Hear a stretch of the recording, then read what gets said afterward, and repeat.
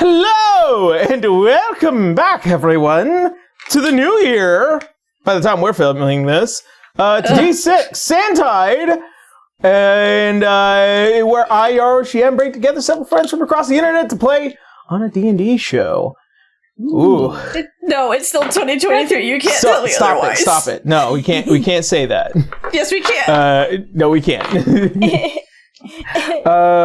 So, before we get into today's session, a couple of notable D6 announcements.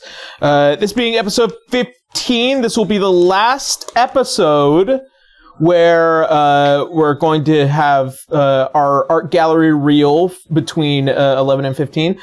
So next episode, we will be refreshing our art gallery. We will be adding in more art that has been drawn for the characters in the campaign and and all that cool bit. So if you're interested in getting your art into the gallery, or if you're commissioning art, or if you have friends that want to send art in, then by all means, just tag us on our social media over on Twitter, Blue Sky, and I suppose Tumblr every now and again. I check on it. Yeah, I mean Instagram's also one. If I check it every now and again too. Man, we don't have an Instagram. We should probably fix that. I keep telling you to make one and you didn't. So that's on you, sir. I grab it before someone else does. Yeah. You want to know what? We'll talk about it after game. Fight me, sir. You'll lose. All right. That also being said, so with the art gallery, that will be renewed next episode. We will also have a guest next episode who will be sticking around with us for a little while. So look forward to that. He is a wonderful friend of mine and also a veteran D&D player, and he'll be coming from the Heart of a Lengthy game over at JoeCat and our friends there. So look forward to figuring out who's joining us from there. You certainly narrowed it down, though. Yeah. I'm actively trying to get everybody for the Heart of a Lengthy to come guest on this game. Just slowly picking them off one by one. Yeah. Just yoink, come on over here. It's not a threat. It's a threat. Yeah. Okay,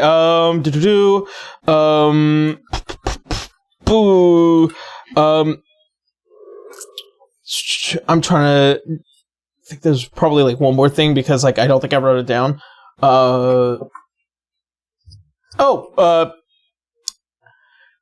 Podcasts. There you go. There we go. In case you guys might not know, we do upload our episodes on our podcast platforms. That is Spotify, Google Podcasts, Apple Podcasts, and whatever other podcasts that somehow make it out to other platforms. But if you guys are looking to rather listen than to watch, by all means, we post the Saturday after the episode goes live over on our YouTube, in case there might have been any mistakes of that misunderstanding. So when we post on Sunday, the Saturday after, or the following Saturday is when we post the podcast versions at 6 a.m. Pacific Standard Time, 9 a.m. Eastern Standard Time, and adjust for any of your time zones as per the following. Because there's too many to list. And I'm actively trying to make sure that everything stays up to date. So if you want to keep up to that, then keep up to that. Our Patreon is also available. We do post all of our stuff a week ahead of time over on our Patreon. That includes our VODs, our podcasts, as well as some stuff that you guys just don't get to see, like at the before we start running games. So right before I cut to the intro, or in the time between our breaks for intermission, there's some stuff that goes on there that's pretty funny. So if you guys are interested in checking any of that stuff out, you can go to Patreon/D6EOE, and you can sign up with us. Yui, Explorers of Earthsheim, and you guys can help the show as we continue to produce more content. Hopefully in the future, we do have some mini series that are kind of planned, but don't have the proper funding just yet. I think that about wraps it. Last thing, small thing, YouTube. To the wonderful people who are over on YouTube, in case, to those of you who watch our show and have enjoyed the series so far, but are not subscribed to our YouTube channel. So, please, if you subscribe, you get the notification. Please, please hit the subscribe and hit the funny bell. The funny bell. And so that way you are reminded when we do upload an episode. And also it helps us algorithmically speaking over on YouTube, because this is quite the challenge to run, as one can assume. All right. I think that's everything. What do you guys think? Is it? Are we good? I think we're good. I think we're relatively good. Yeah. All right. That being said, let us get into today's episode of D6.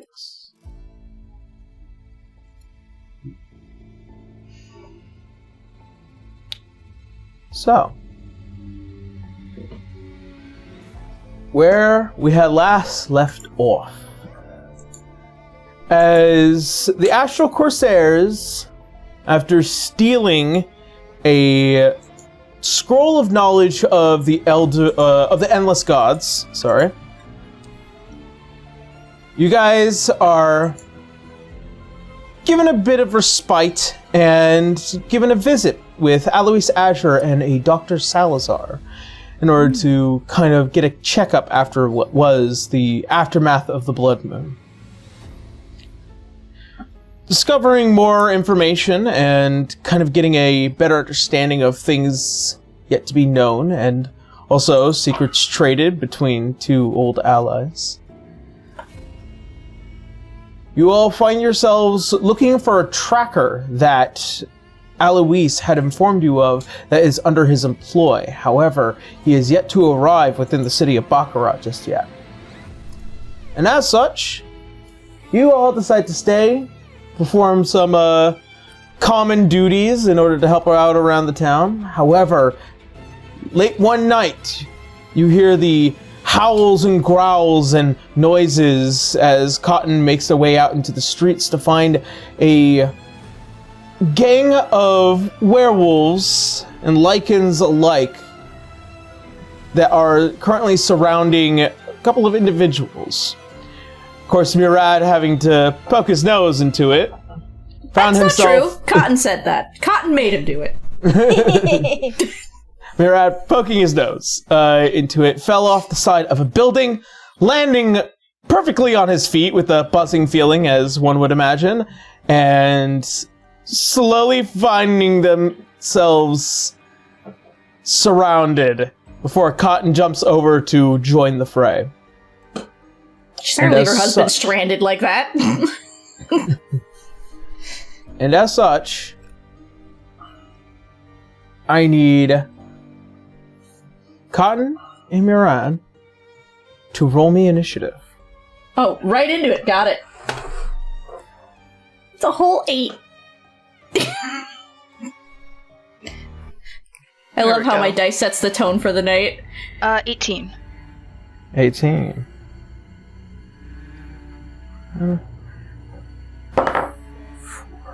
Zoe.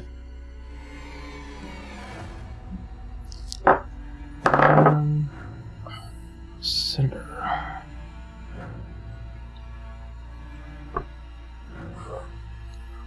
Okay.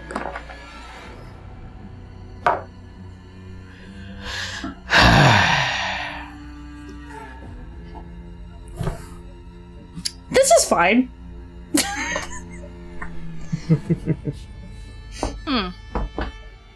Alrighty.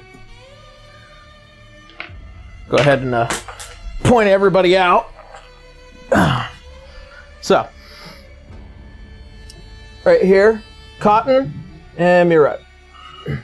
Okay. Don't forget All right. you have the rings you can use to holler for help. Oh, we're probably going to. Oh yeah, absolutely. Oh, actually, hold on. Yay! I can see it now. Oh, that's actually probably a bad spot. That's That's not bad. probably better. Yeah, because me. Yeah. Oh, yeah. True. I'm a Yeah. big boy. Camera Alrighty. positioning. And the compass just happens to sit right there. Alright. But that's why we have a movable one. Yeah. Alrighty. Starting at the top of the round, we got small group of werewolves. Let's get things started. Oh, I think I'm missing. No. No, I'm good. Okay. Let's see. I'm gonna start with these three.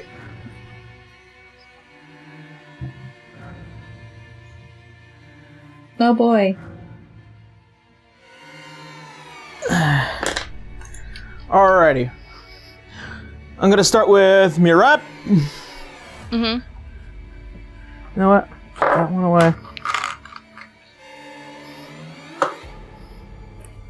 Okay.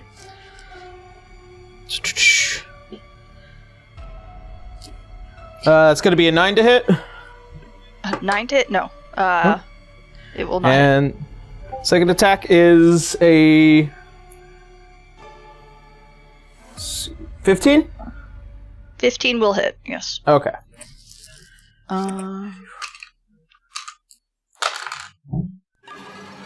You're taking 5 points of... Oh, no, wait. 7 points of slashing damage.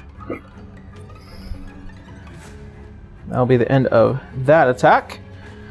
Alright, and next up is going to be Zoe. Natural What's 1. attacking Zoe? One of the other werewolves. Well, I need to know within 5 feet of me. That's why. That Right one. there. Okay, that's 10 feet. Okay. Alright. Let's see. That's 4. That's definitely going to hit Zoe.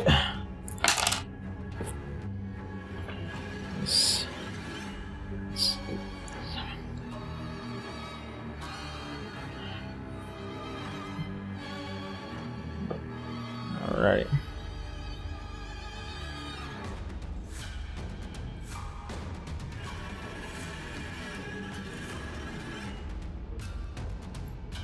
Alrighty. And the next attack is coming on to Cotton. Cool. Natural 1. 14. No. Alright. Alrighty, and that will be the end of the first wolf gang. Next up is Mirad. Oh, okay. I will. Let's see. Got 1, 2. Gotcha. I am going to move south by 1 square. I'm assuming it will not do an attack of opportunity. Nope, you are okay. within that werewolf and out of this guy's range. Okay, I'm going to attack the one in front of the green NPC. That's Zoe. Yeah. Zoe? Okay. I will be attacking that one so I can gain sneak attack. Okay. So I will be attacking with... Oh, I was on my spells. That's why I couldn't see what I was looking for. Attacking one to the Daydream. Alright. 15 to hit. That will hit. Okay. And then I'm just gonna roll for my second one, which is the Blade of Squall. Just real quick, just to see if I hit with that one as well. Okay, that's a 25 to hit. That will definitely hit. Ouch. All right, so daydream Fall off the damage. roof really woke you up. Yeah. Adrenaline's rushing, surrounded by enemies. This feels like a very just familiar day. Almost forgot your tentacles. Yes. I'm not activating those just yet, but I will be. So that is a 5 slashing damage with the daydream. Alright. Let's see. Let's see. And then the 3 slashing damage with the Blade of Squall. I think it has an effect, right? I am attuned to it. This is the first time I'm using this blade. It should tell you. Let's see, evens or odds. So what do I roll? A d4. Got it. Call it evens or odds first. Oh, wait. Okay. hold Well, on. no, it's based off of what the roll is. If it's an even number, it has one effect. If it's odd number, it's a different effect. Oh, okay. Yeah. I have a 3, even though. All right. it didn't So pop up. odd effect. So odd effect. The damage rolls a Constitution saving throw. All right. Constitution's plus 2. It has to be a DC 12. DC 12. 18. Okay, beats it. Let's see. So it succeeds, and it is not blinded. So now I will do my sneak attack damage, which is 2d6. And that is 4 points of damage. And because I did sneak attack, I can actually activate my secondary ability with my phantom ability with my Whales of the Grave. Oh, I believe it's called. Let's see. Immediately after you deal sneak attack damage to a creature on your turn, you could target a second creature, and you can deal that you can see within 30 feet of the first creature, and deal 1d6 necrotic damage. So to the guy to my east, I'm going to deal that damage of 1d6 necrotic damage. So that will be 4 points of necrotic damage to that one. 4. Ouchie. 16. Alrighty. As you. And then let's see. Hold on. I don't think I can. No, that's only monks. Okay. I was gonna say, do you want to use your free action to try to wake up our friends? Because it's a ring, not a spell. Yeah. Let's see. Hold on. I needed to find something real quick. Okay, that's a bonus action. So no, I can't do that as a bonus action because I already attacked with both my hands. Okay. Then yeah, as my free action, I will go. Hey gang, I need you to Wake the fuck up. wake up, and we are in a bit of trouble in town. Come find us. Wake up, Rolloy. Come find us. I love All how right. he instinctually went, oh, by the way, Rolloy, wake up. Okay. Holly. Berloy, wake up and check Do we for roll whatever. for wake up? Holly, you immediately bolt up and are awakened by the sound of your captain needing assistance, and probably not too far, especially within the scope of 1,000 feet. I need Winry and Rolloy to make me a perception check with disadvantage because you guys are asleep. Huh? I can't get worse than a 1. Oh. Yep. 9. Ooh, That's Nine. great. And that was my first roll of the night. Ooh, let's see how this goes. You And guys. I'm taking a turn to shake them. Oh, wait a minute. With disadvantage. Yeah, 9. Yeah, okay. You both go and then roll over a bit. As Holly you, just Holly, flipping the bed. yeah.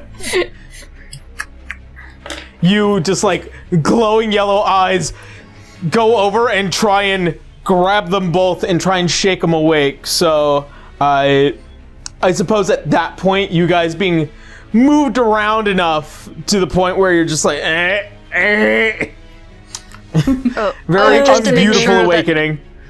That Hey, it's clear hey, both hey. of my weapons are magical, so they should. Oh yeah, So- no, I know. Yeah, so okay. Just making sure that's clear. Wondering, Alright. waking up with the worst bedhead. Her hair is really, really curly, so it's everywhere Oh wait, right now. I've attacked. I can actually move away from everybody. I have. Sorry. Oh yeah, your mobile feet. My mobile feet. You're no feet. I am. Let's You see. used 5. Keep in mind, I you used already used 5 5, okay. moving. Yeah, Okay, so puts you at 35 feet left over. 10, 30. Okay, so 10, 20, 30, 40. Okay, so 10, 20, 30, 40. So, I am going to move around these guys and go towards the bluish looking building. Okay. Directly south. Directly south. And just try to get behind like a corner or something. If I like as close to a corner as I possibly can. Away from the ones that have already attacked. Yes, that's way. Awesome. Okay. All right, and as you kind of just duck behind a corner, not immediately, but at least one kind of just notice you go in that general direction, but they're more focused on the center. Gotcha. Yeah. Alrighty. And that will be the end of Mirad's turn. Now, this dude. Who's this dude? That dude. Okay, cool. Big dude. The guy with the axe. I'm glad I got out of there. As he comes over and he's going to make his 2 attacks onto Cinder. Not Cinder. Well, actually, it probably should be better Cinder than. Yeah, hits. I was like, I'm squish. Zoe is very squish. You're very squish. Cinder and Cotton, not so much. 9 plus that is equals 15. It's 14. 15. And then so he needs to make a Constitution save. Ooh. Sorry, buddy. Oh no! What is that effect? It's Poisoned. green. Oh, okay. Yep. Ouch. Cinder rolled a natural 1 Buddy! for his Constitution save, and he's taking quite a bit more damage. 9.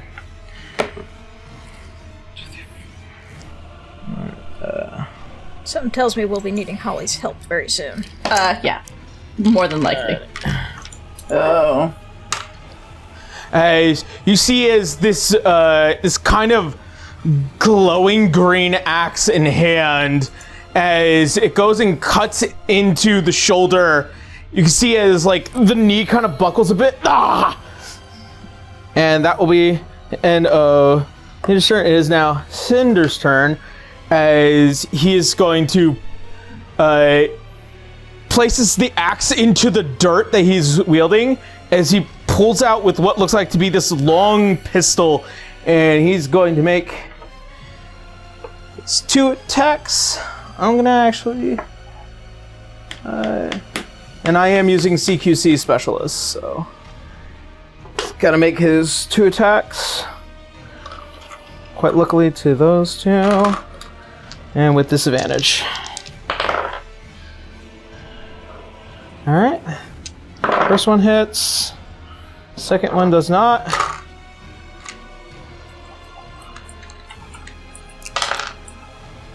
Oh no, wait. 6s. 2. And he's going to use his bonus action to make a melee attack, which does hit. Hey.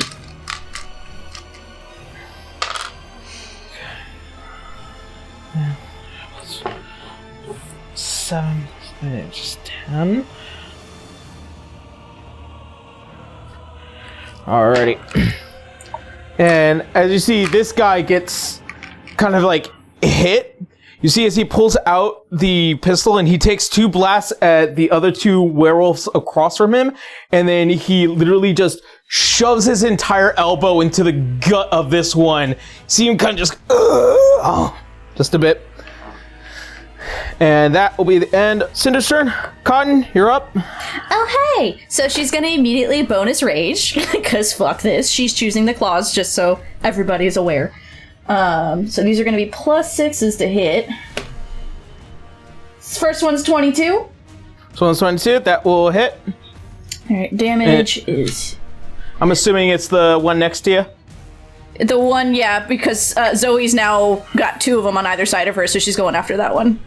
Okay. Alright. So that's 1 plus... It's 4 plus another 2 because she's raging, so 6 damage on that one. That's the first attack. 14 on the second one.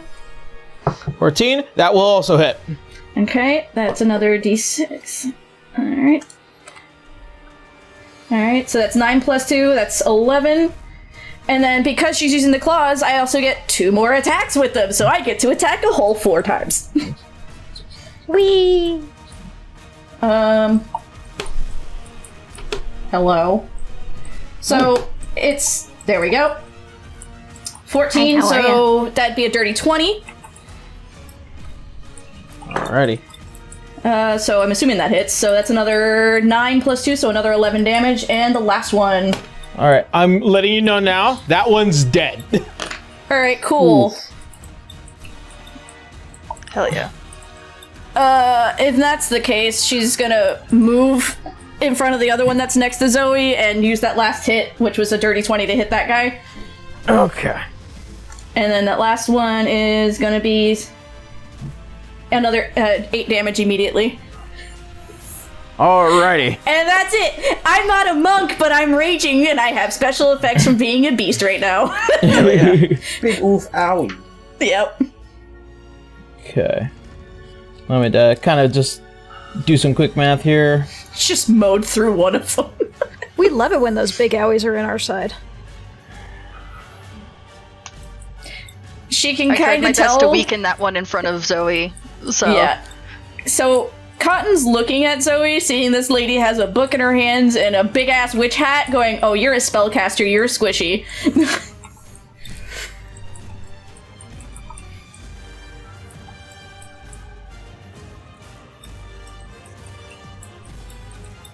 Alrighty. As you just go over and lay into this thing, as you just go, boom, boom, just large claw swipes. And for the weirdest reasons, they are actually a little terrified of you. Oh, she's enjoying that for now. She's pissed. I don't know if I can intimidate right now, but it's fine. Fair enough. Alrighty. With that is the end of Cotton's turn. It is now Zoe's turn. She's staring at everybody like, okay, I think these two are at least allies for now. Alrighty. Need to check it the growled effects at me of first. Why is it in a cage? It growled at me. Let me double check the effects of slow real quick.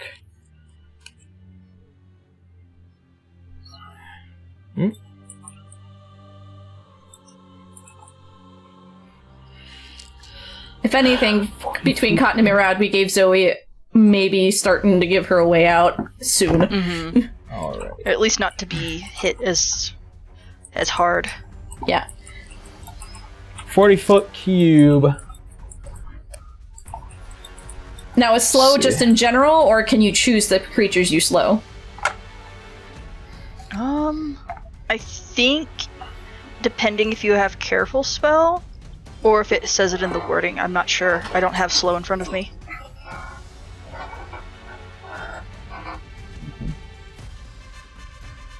Alright. Pretty much all of these guys.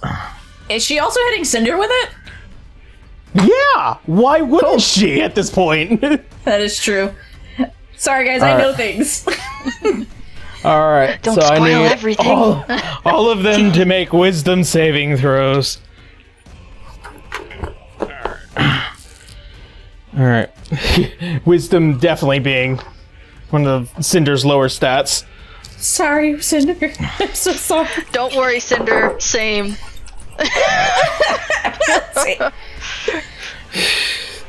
All right. That doesn't make it. That one doesn't make it. That one doesn't make it. Wow. And ironically, Cinder makes it. Hey. Yeah, that So tracks. he's not slow. That's not ironic. No, it tracks. Very much tracks. Oh, and leader. Leader also fails. Wow. Oh, nice. So I guess all of them. That means they Except can't for do the two double in front of me. attacks.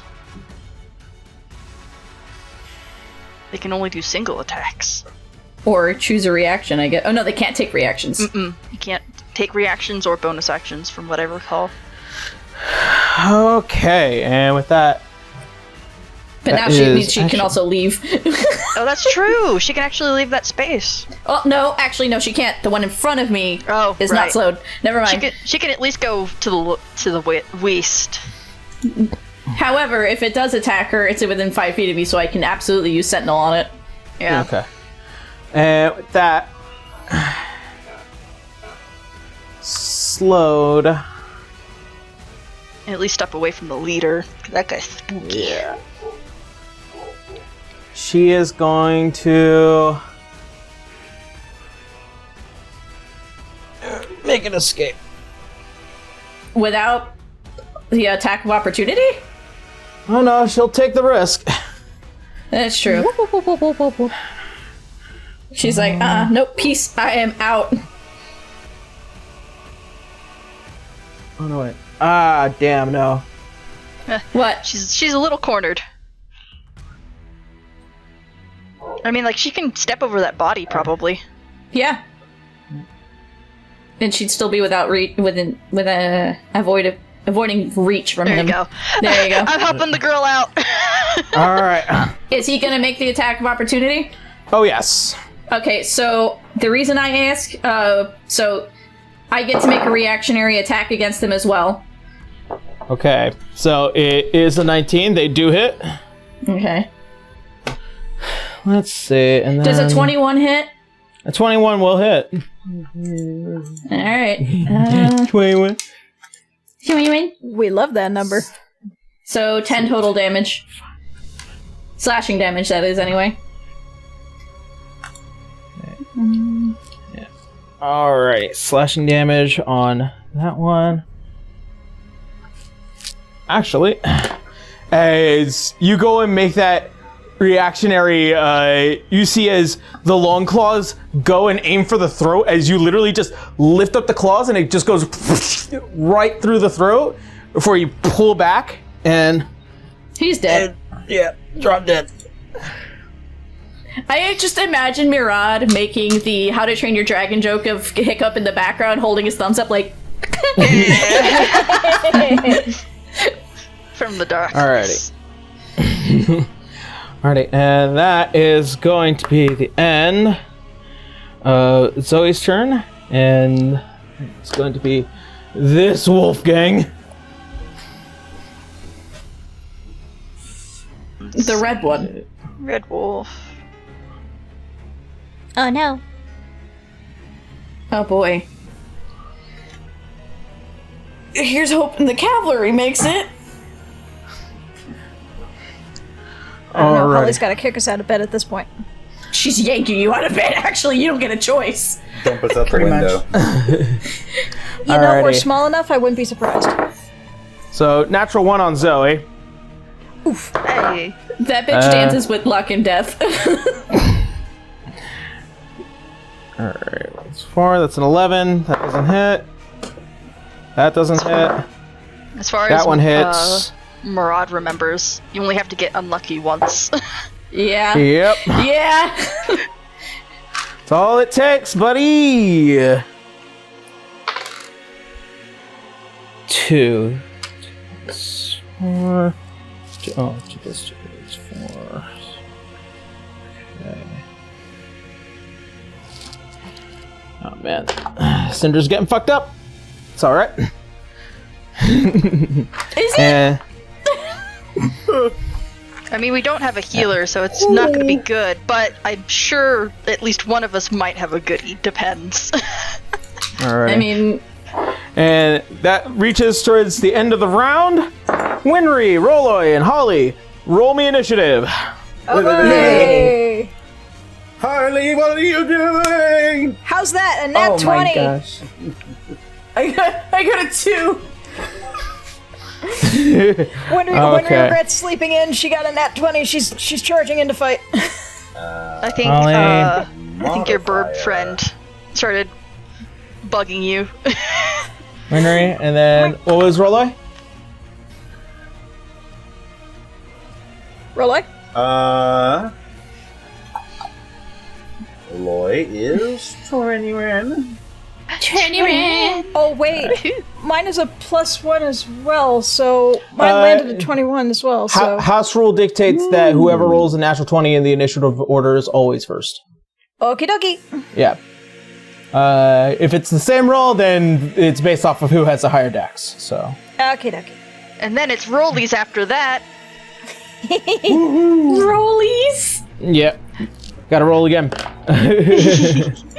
Alrighty, and let's see. So Winry, Roloy, and Holly have entered the fray. And with that, it is now top of the round. As you guys see that there is just a group of these bipedal wolf-like creatures assaulting not just only what seem to be relatively normal people, but also your allies as well. Normal people and our allies. Cotton's arm is just covered in blood, having shoved it through the guy. A gasp. Alrighty, and with that, you can see that as one guy is surrounded, you can see that he is a little concerned that somebody, especially the one in green, is kind of getting away farther than he would like, but that will be a problem for later. Alright, top of the round. Winry, you're up, and Rolla, you're on deck. Alright, let me see here. What can I use first? Well, let's see. Given the status of things, I think I'll start off with a magic missile. And, who's the biggest, baddest guy bullying Cinder over there? The one with the axe. This one. Alright, that is a magic missile at 3rd level. How many dice do I have to roll on that one again? Magic missile! Pew, pew, pew, pew. One more dart, so that's... Oh, wait. I think that's so 4 that's darts? 2 extra, so I got 5. I got 5. Okay. Alright, so, 5 D4s, man. Yep. 5 D4s. Where are you? There they are. 1, 2, 3, 4, 5. And each one is +1. Oh gosh, I've got 4 of them were 11. ones. 4 of them were ones. I'm sorry. Yeah, I think I'm just gonna focus every single one of those on that guy. So, I was hoping 6 for more plus 5. damage, 11. So 11. Okay. 4. but well, that's how the dice roll. I think I'm gonna change this dice set because it's not cooperating with me right now. As you hold out the cling hex, as these small little dagger-like orbs begin to hover over the gauntlet, you point towards that guy's general direction, and they streak out like small stars. As you see a bunch of them just hit from the top of the body down below, as gets pelted, and you see he just puts the axe into the ground to kind of stabilize himself, and he looks and sees the 3 of you have entered the field. And they're all slowed.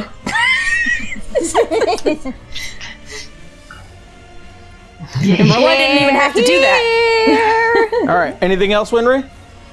I would probably, let me see here. I'm not sure if Hornsby can really help out too much, but he'll probably zoom in so that he can be an extra hand.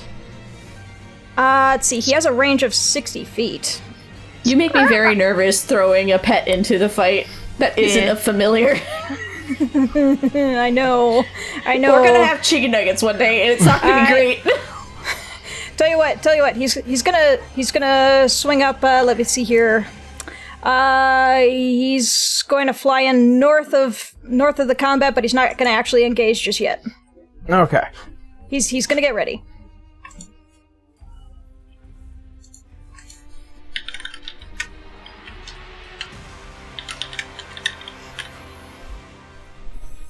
There we go. Yeah, put him on a perch. Yeah. Out of reach. Alrighty. Is that all you're going to be doing just for him? Yeah, Wondery doesn't have any healing kind of things going on. So, yeah, that's probably the best you can do. Alright, sounds good. Rolay, you're up. Alright, I think everything just needs to slow down a little bit. He's going to wave his finger, tracing arcane symbols into the air, and he's going to cast Slow on that entire area. They're already slowed. Are they? Yes. Yeah, the ones in blue. The fuck? Someone stole my shtick. Zoe would hear that, look at you, and wink. Do you want to make them extra slow? No, it wouldn't. Sadly, it doesn't stack. It would just be slow again. That would be mean. Alright, who's looking hurt in this Cinder, scenario? the one in green, he's poisoned All right. and slapped around quite a bit. Alright. And whereabouts on the map is he at the moment? The middle He's the one in the right green there. there. Alright. I'm gonna get within... How far away am I, right, at the moment? You are... Which one is he? I think he's the one at the bottom, the darker blue. About 70 or so. 60 right here. So, yeah, about 70-ish. Alright, I'm gonna get within 60 feet. And I'm just gonna drop a Wither and Bloom right on top of him. Hey! Yay! Yeah! We'll just say it's a... What's the radius of Wither and Bloom? 10 feet? Or... Wither and Bloom is a 10-foot sphere. Alright, this outer red here. So that will definitely get all of them. Yes, they need to make Constitution saving throws. Alright, and I'm assuming against your 15? Against my 15, yes. Okay, so I'll start with the leader. Fail, and then for Wolfgang 2. Fail, and fail.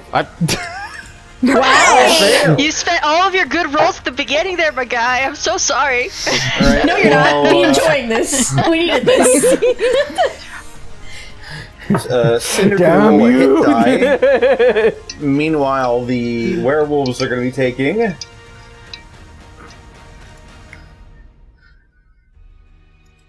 a whopping 8 necrotic damage.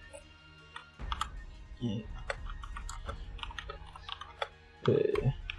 So this is 8.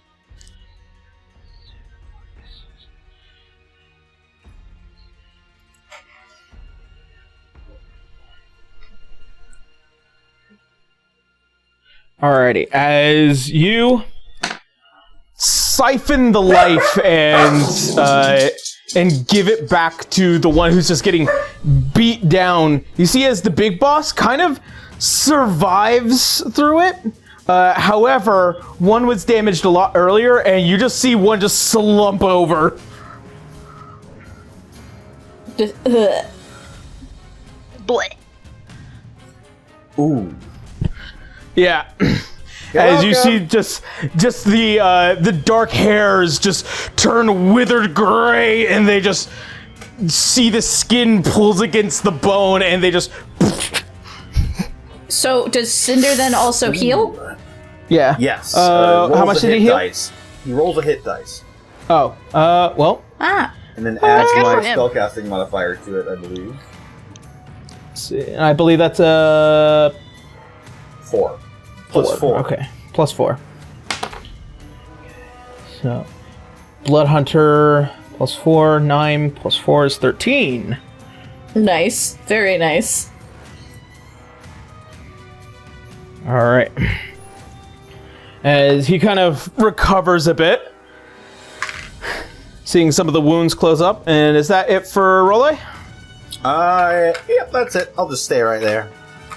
Alrighty, and that is... Yeah, we're the squishy ones. We don't want to get anywhere close to that. Yeah. Squishies need to stay out. That would be foolish. Let's see. And this is going to be the last of Wolfgang. Wolfgang 1. Yeah. Wolfgang 1. I'm going to say... It's going to move it to...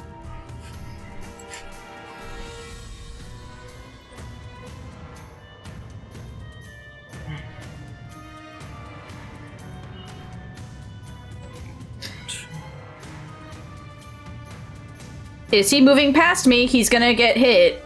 No, they are moving past Cinder, though. Oh, okay. Yeah, and he's just gonna... Actually, he has Sentinel. Let's see if he makes it. Sentinel! Oh, but he is poisoned, so... With disadvantage. It's 11.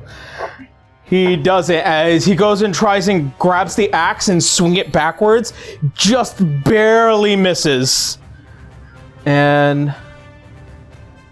that will be the end of that one's turn. Alright. It is now the end of the Wolfgang's turn. It is now Mirad's turn. Alright, I am going to go strike behind... Actually, You've got two werewolves to your left. yeah, the left... Yeah, I'm going to go for the ones that are going after Zoe. Let's see. I think I can hit two of these guys pretty harshly. But it depends on how harshly I really want to hit them. Okay. I'm gonna run up on them. And I am going to activate Green Flame Blade for my attack. Ooh. Let's see. So What are you using Green Flame Blade on? Daydream. Daydream? Yeah. Keep that in mind. Which I only got an 11 on to hit. I rolled a 2. I have a +9, so... Oh no. Yeah, unfortunately, 11 does not make it.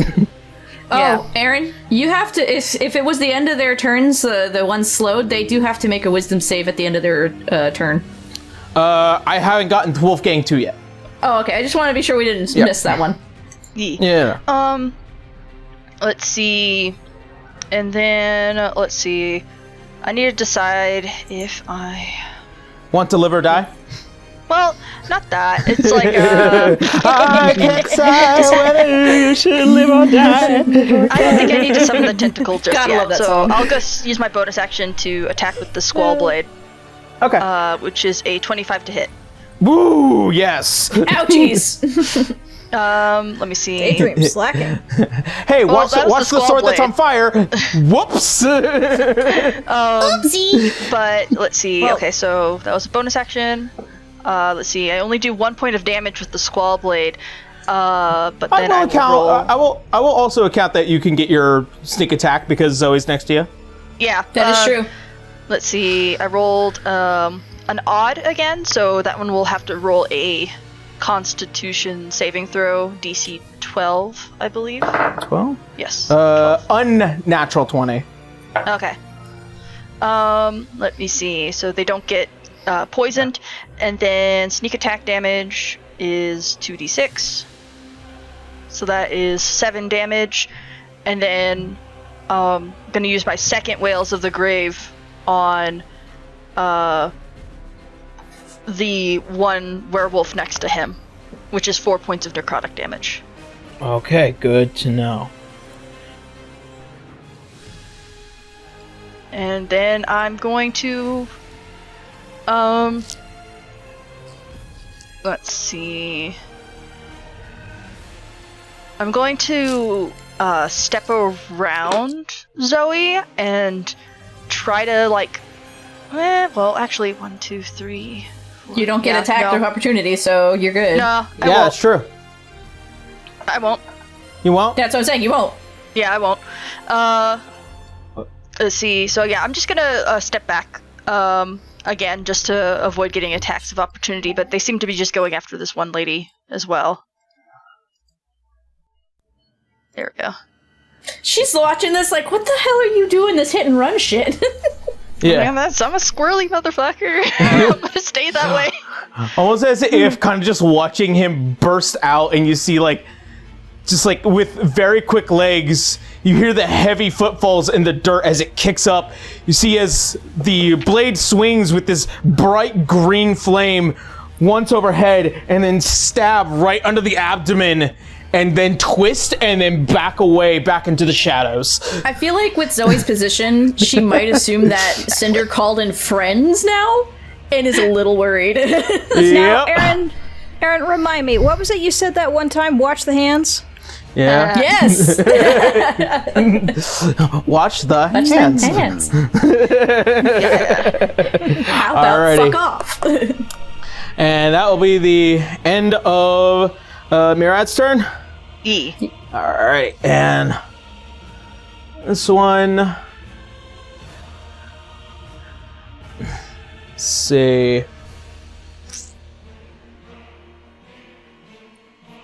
Fortunately, he's in a position where it might be a little difficult to tell. Who, Cinder? No. Big axe guy.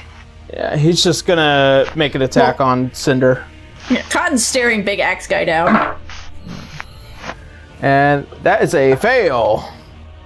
So as the big slow axe comes towards Cinder's direction, he then swings up his axe as they both kind of clash a bit, and you see some of the sparks that illuminate his rather masculine-looking tiefling face and these long curled horns.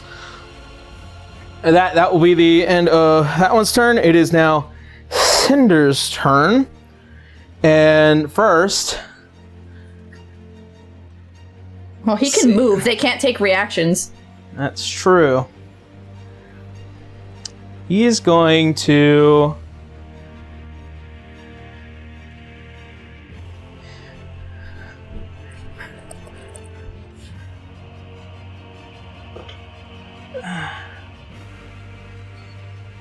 Something right about there. Can I get a clear line of sight? And he's gonna use Brand of Castigation. Saw this one coming.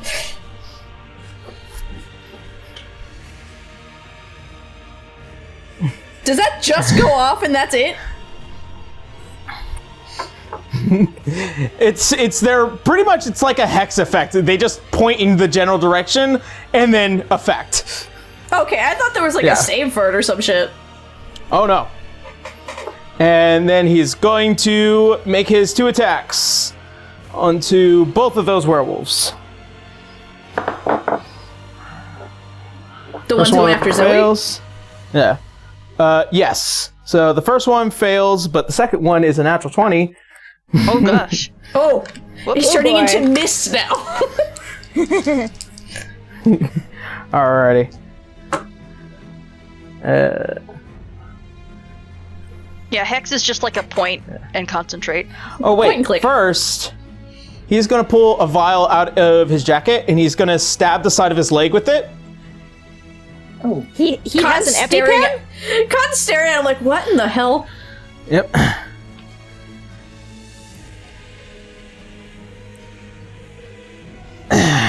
So effectively a magical EpiPen. All right.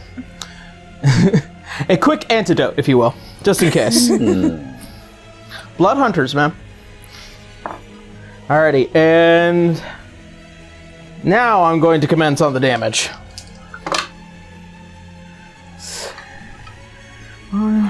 Plus 9, 18. That's going to be 18 points of piercing damage. Owie. As that one shot is fired off, you see as it goes through the werewolf and it just creates this massive hole where their heart once was. Ooh. Yep. And you see as that one drops to the ground away from the quarry. And with that, that will be the end of Cinder's turn. Cotton, you're up. And Zoe will be on deck. She knows Murad's there, so she's gonna help, and she's gonna go around and be behind Axeman. Axe Werewolf, I mean. I know he has an axe. And that way she also gets a +2 on her... She has 40 movement speed, by the way. So she can actually get diagonal with him. She doesn't care being next to him. Yeah. And that way I get the +2 to my... Yeah. And you've also got that other one right in your reach. Forgot about that. Yeah. Alrighty. So here we go. I know a 10's not gonna hit.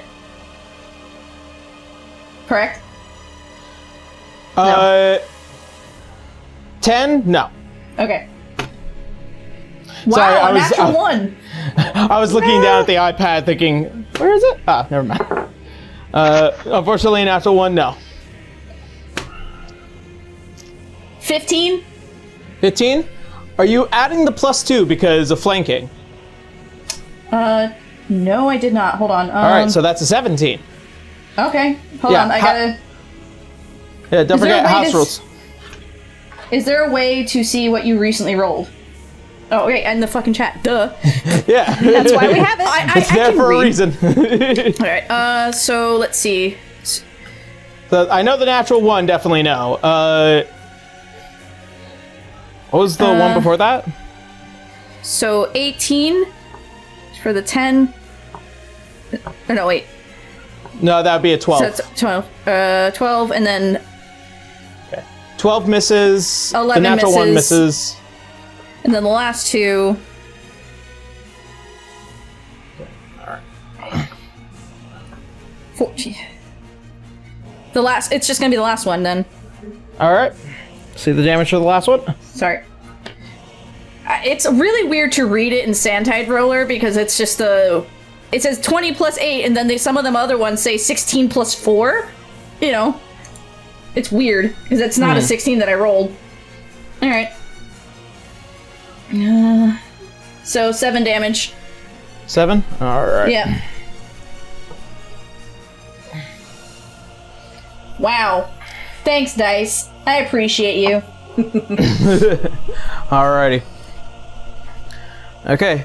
Is that all? I think so. Okay. Alright, next up is Zoe. And given her disposition.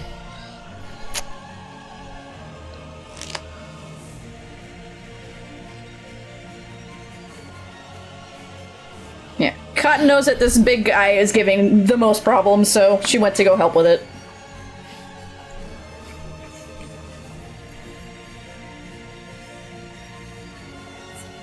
What's going on? It's Holly's turn, or is it? Nope, it's Zoe's turn. Oh, okay. Alright.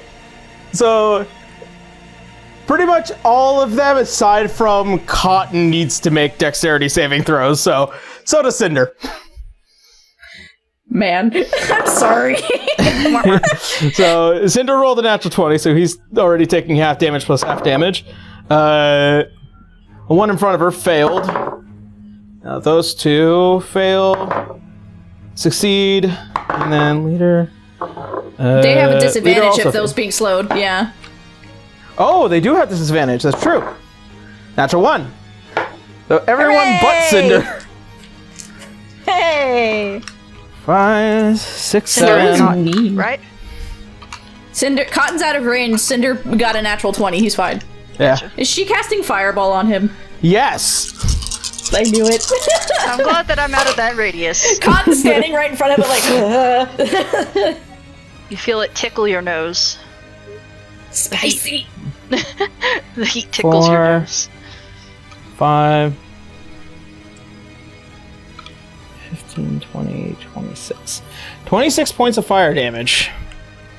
So, I think they all died. only one of them would live. Oh. This one's dead. This one's dead. This guy's fine. He's taking half damage. What about the one next to Cotton? That one is taking full brunt of that, but he is alive. He hasn't gotten hit Probably, yet. probably on his last health point. Yeah. See, doing quick math. Yeah, what you see is just Zoe holding up the book and holding her her hand over her hat and casting fireball, just a big whoosh of hot air.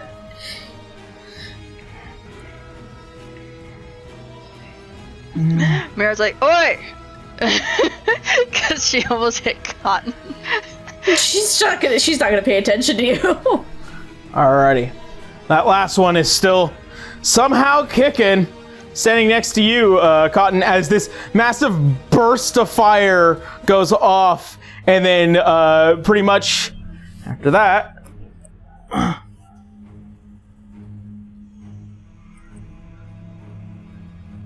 Alrighty.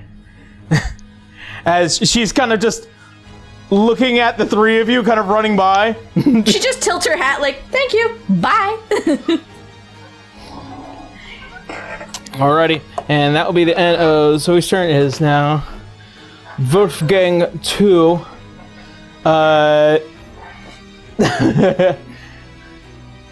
Just looking at the remains of his brethren, just charcoal on the ground.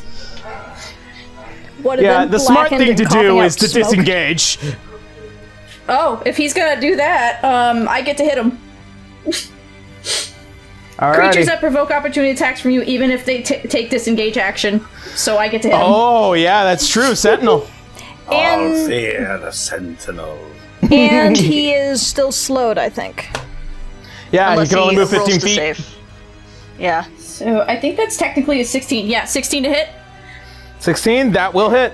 Alright, cool. He doesn't move, by the way. His movement is 0. She just went, hey, really violently onto his shoulder. Sit. Just a very aggressive sit down. 11. 11. Okay. Almost breathing, but not looking too good. They're more than likely mortal. Yeah. Same thing for the big one as well. Well, Cinder also has Sentinel. Alrighty, and that will be the end of that turn. Holly, you are up. And All right, Winry, you're on deck. Who's the worst off right now? The two that you see are both pretty mortal. So, probably a solid hit on either of them will fucking do it. Okay. So then... I'm just going to Sacred Flame the closer one. They're Both about the same. There's a slowed one and there's the big boss. Yeah. That one Then slowed, let's this take out one. the big boy. Okay. And that's a 3. Is it a ranged attack? Or do they have to make a It save? is- No, they shouldn't be making... It should just hit. 1 second. Oh, dexterity saving throw. There you go. Which they get First at time disadvantage using because it. they're still slowed. Not Oh no, the you're going big after guy. Big Man. Never mind. Yeah. Right, he's fine. 17. Oh, that beats my spell attack. Okay. As you go and push out a word of sacred flame, as it just lights around him, but he is not immediately affected, but definitely you can tell just by the glow the massive figure that is this this huge werewolf-like creature. Alrighty. And that will be the end of Holly's turn, or anything else you want to do? I can still do a healing spell, right? Yes, you are allowed to do that as a bonus action. Let me throw a healing word at Murad, because I think he's down a little bit. Yeah, I got a little hurt. He's got some owies. Just a little owies. He is out of your view. You get 4 back. Oh, thank you. He's completely out of my view, because I have a 60-foot range. Okay. Oh yeah, I did peek. I did Yeah. go around a corner. That's the one problem with rogues sometimes is that, man, they'll go and hide and then it's hard to find them. They go and hide and go, I need healing. I would never do that. I would never ask for healing. That's one of the problems. Put you right about Mara's like, I here. can take it. Thank you, Aaron. Alrighty.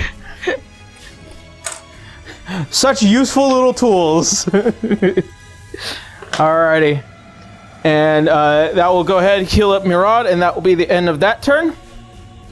Alright, Winry, you're up. I think I'm gonna do another magic missile. I don't want to risk missing this guy. Yeah, the big guy. I'm gonna focus as much as I can on him.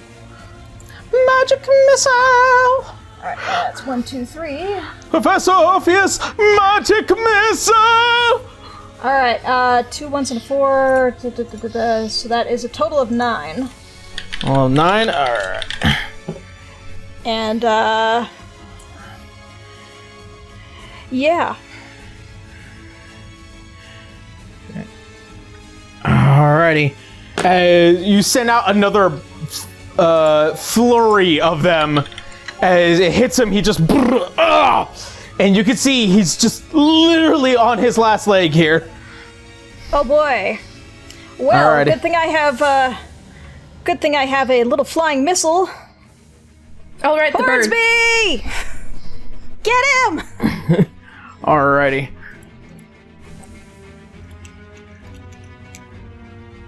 Right about there, given his moving Fly speed. by. Alright, let's see. Which you can move past enemy attacking without engaging a reaction. Yep. Let's see here. So, I'm trying to figure this out here. Okay, Talon's melee weapon attack +3 to hit. So, let's roll that 20 and see what happens. +3, 14. That just hits. Oh, thank goodness. Alright, Hornsby gets him for, let me see, I don't see how much damage it is. On a hit, it's 1 slashing damage. Unfortunately, it's still just not enough. She's getting bitch slapped by a bird too. This guy's having a bad Just day. And Hornsby. comes down and just drives their massive beak into the side of the neck, rips out a small chunk of meat before flying back up and just... Oh, right, it is a meat eater, I forgot. Good boy, Hornsby. Yeah, if you can put him in a safe place, that'd be great. This will be the last of his movement.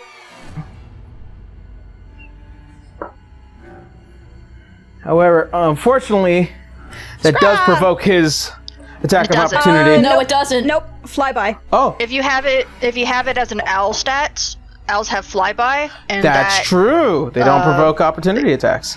Yeah. All right. Again. He's avoiding being chicken nuggets once more. Waiting for that shoe to drop at some point. Yeah. Alrighty. All right. And that'll Try be to be the careful end with of. Hornsby. That's the end of Winry's turn.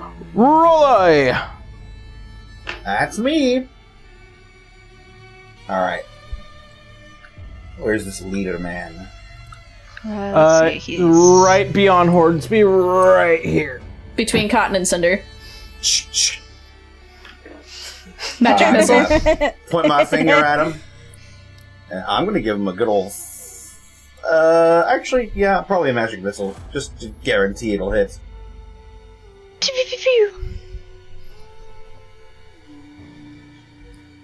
Alrighty. We'll boop him on the snoot 2 times, and then the other werewolf Alrighty. Just the once. So, Big Bad Werewolf is taking... Oh god. My hardware acceleration turn off? I think it did. No. Oh no. Ripshy. It's calculating. There it goes. 5. He is taking... It's actually going to be 6. Ah. Wait, no. 7. 7. Yes. Nice. Because plus 1 for each of those. Yep. Nice. As you see the last two go right between each eye, and you see as the axe drops and they... You know, what axe we're gonna one. have to ask what kind of axe he's wielding when we're done with this. A big one. it's a great axe. Like, these big boy great axe. 1 for the wimp. That's going to be a 4. 4? Alright. Still pretty mortal. Still can't run. No running. Alrighty. And that will be the end of Role's turn. Yes. Alright. Murad, you're up. Alright. I am going to go up to the last one standing. How far is that? Let's see. You have 40 movement, right? I do have 40 movement, but if I need to use my bonus action to dash, then I can. You can get right up to him with your full movement. Okay.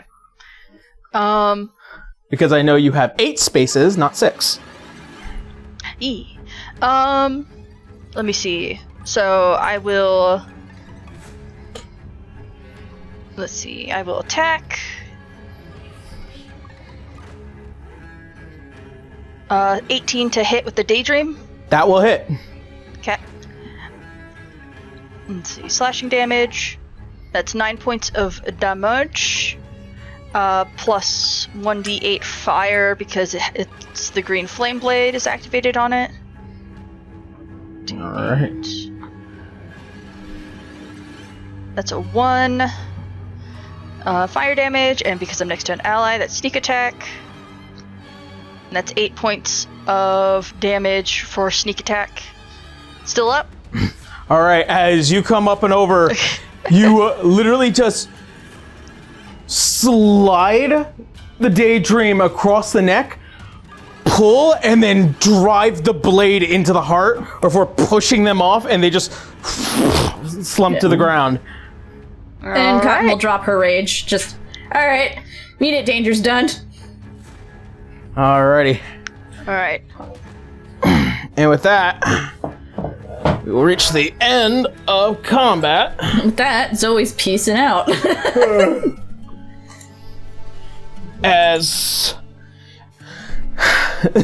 you see that young orange-haired woman just basically full dash, run away, Misty Step, gone. Yeah, the witch is I mean, like, gone. Mira just kind of looks at the guy and just like, I don't know if I should have caught her or not. Man, being a speedy boy. You see as the tiefling man just kind of just take a knee for a bit to catch his breath. Damn it. Need help? No. As you see, he gets up, you notice he's kind of still trying to catch his breath a bit.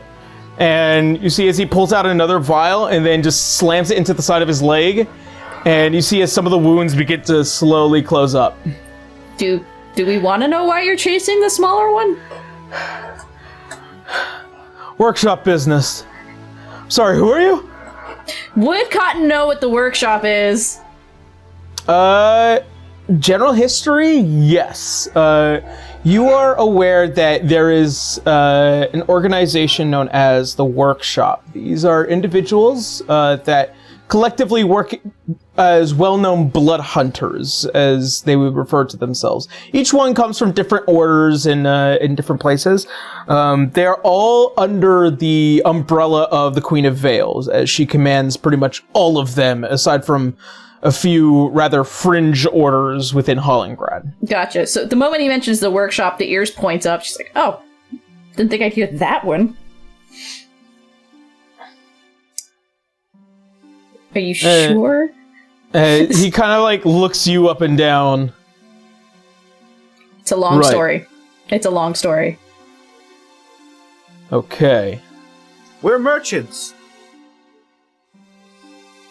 Winry elbows him in the side, just like, shush. Ow. Okay. Right. Howdy. Did she do something against the Queen of Vale? No, she's supposed to be under my watch.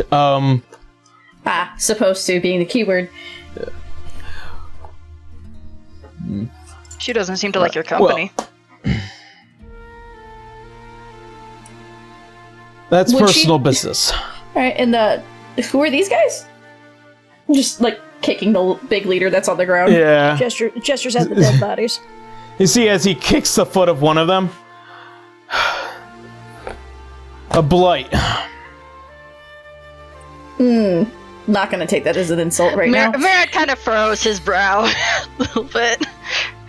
Alright, well, I appreciate the assistance. Is she Unfortunately, using time magic?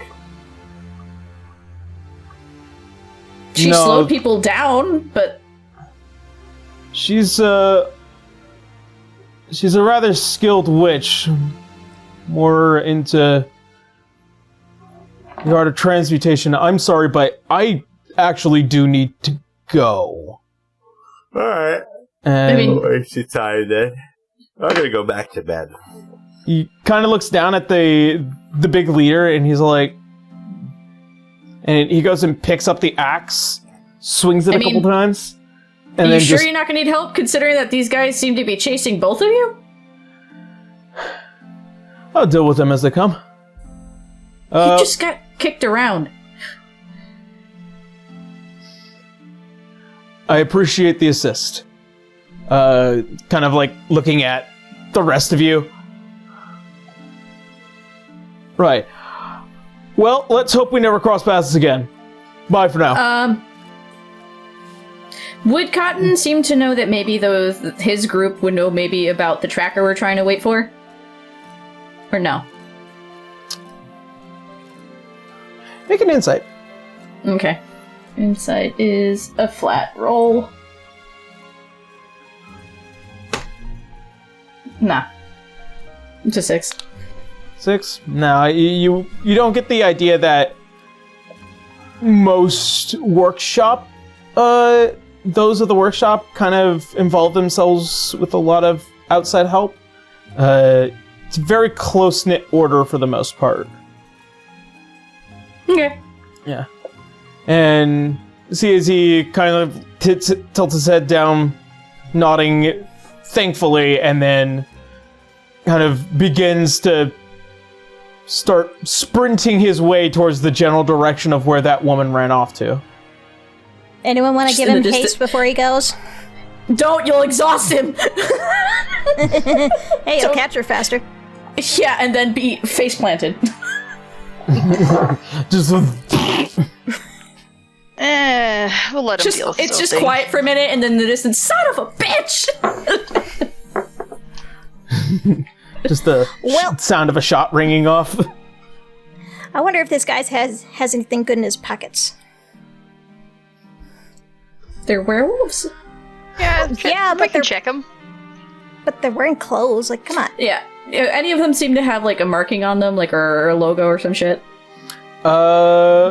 Upon closer inspection, not really, but they do all carry what looks like to be this kind of a piece of jewelry made out of obsidian.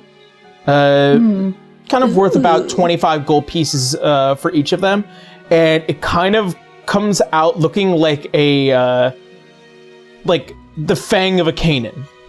Ooh, pretty. Well, they don't need it anymore. How much does it come out by? Sorry, I'm noting it down. They're about 25 gold pieces for each one of them out of 8. Okay. Cotton would look up to the rest of them going, sorry, I heard something on going and, well, kind of walked into this. No, I don't think they could have handled that on their own. You didn't see the plenty of hits that guy took. No, Your we Wither and didn't. Bloom but really helped. He's got a tough constitution. Well, Yeah, it's time for bed. You too, Missy. Talking to Who's- Cotton. Oh, I'm like, who? There's Yeah, three you gotta Missies here. specify. Yeah. And she just like, yeah, I'll get to that in a minute. Her arm's covered in blood. It's not mine. She actually took 0 hits. All right. I really so need we to all- learn that thing that Sorry. Rolloid knows. What thing? what thing? I know many things. He does. He's a wizard. The prestidigitation. Prestidigitation? That one, yeah. Oh, That's that's a hard easy one. enough. Literally everybody, non-magical persons know best presentation. Everyone I should don't. know it anyway. Unfortunately, I don't. You should. Yeah, I don't either. It should look at Rolex, but do you mind? It's kind of It's gross. so bloody useful. Yes, bloody. Hmm.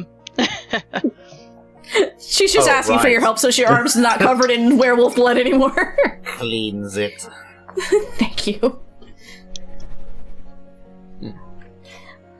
Not So are too we- long after, you guys also suddenly begin to hear the sounds of whispers, or not whispers, whistles and some footfalls of armor beginning to make their way towards this Time to general go. direction.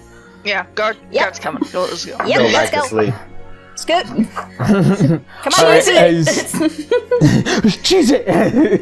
as the lot of you just basically just turn and make your way back to your inn as quickly as possible, as you make your way and find yourselves just slowly cramming yourselves into the inn and going into your rooms and kind of just sitting there catching your breath after that crazy scenario.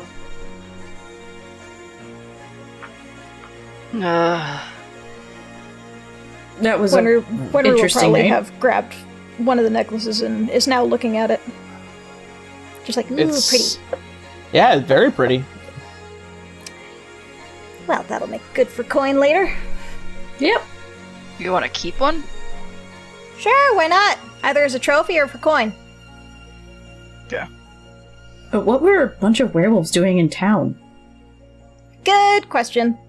Yeah, usually, like, because, like, the type of place this is, guard typically keeps an eye out for this kind of stuff. I don't know. It being, like, a whole gambling, gold, riches city, I would expect the guard to be more alert for shenanigery happening at night. They seem to be trying to target the witch as well. Yeah. Not sure why that guy was chasing her, though.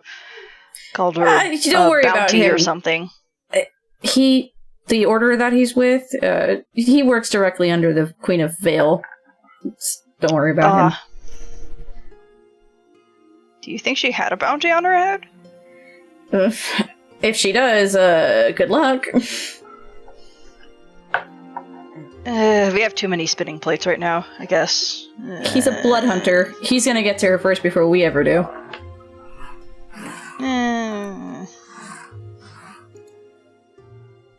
Well, she did cast Fireball, so I guess you're right. It might be a She little did bit trickier Fireball to and she catch her. did Slow. Yeah. Mirad is legitimately having like this look on his face, is like he's like, I could have done it. It's just like I could have caught her. I could have easily cast Longstrider and done it too, but no. I could have caught her. Stupid confidence. Cotton just like pops you on the head a little bit, going, relax. Double dash, Missy step, whole song and dance.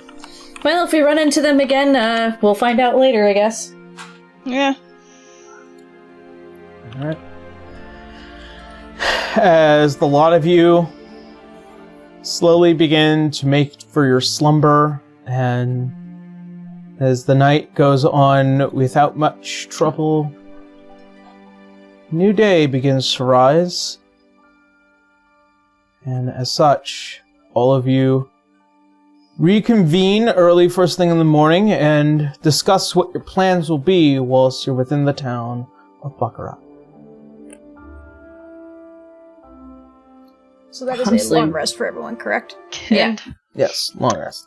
This is a personal character trait that I've added for funsies, but I'm going to play it in part here. Can Murad convince the staff to let him into the kitchen to do cooking? Make... Please, we're very hungry and we love his cooking. It's great. You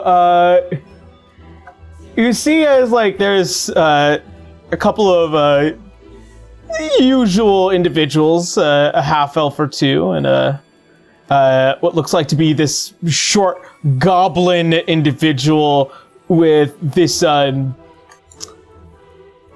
this very oddly, plaid green-brown color, bandana kind of just wrapped behind the head.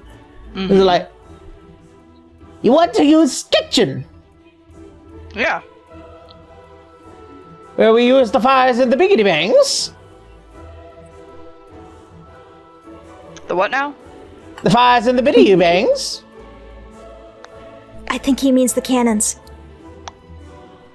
No! The biggity bangs is kind of grabs one of the large frying pans. Biggity bangs! Bang! Yeah. Biggie bangs, yeah. I'd like to use that, yeah. See, I was thinking something very different. Like, for cooking. Eggs, bacon, all kinds of stuff. Waffles.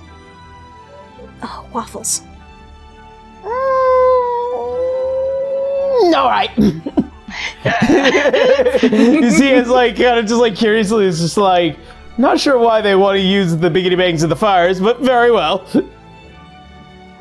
He starts cooking for himself and the crew. Alrighty.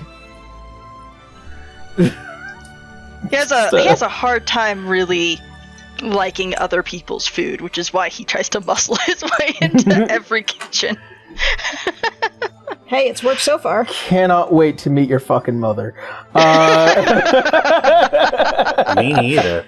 I know. When you roll up a newspaper. Roy, yes! Really? No. Alrighty. So, after Murad makes early morning breakfast, you guys sit down and discuss your plans for the day.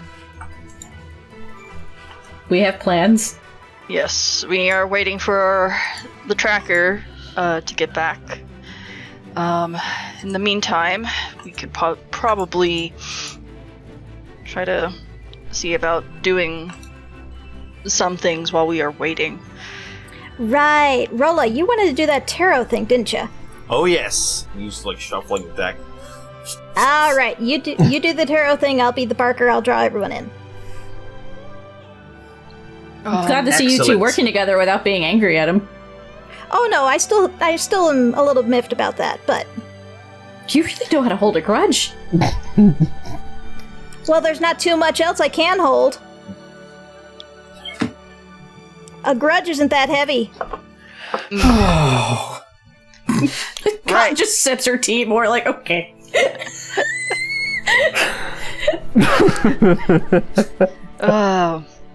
Let's see. So, we're trying to just gain some coin for the dangers ahead.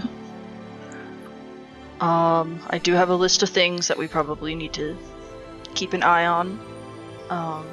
Such as, of course, diamonds for Holly and any additional magical ingredients for our magic users, supplies for the ship when we start traveling again.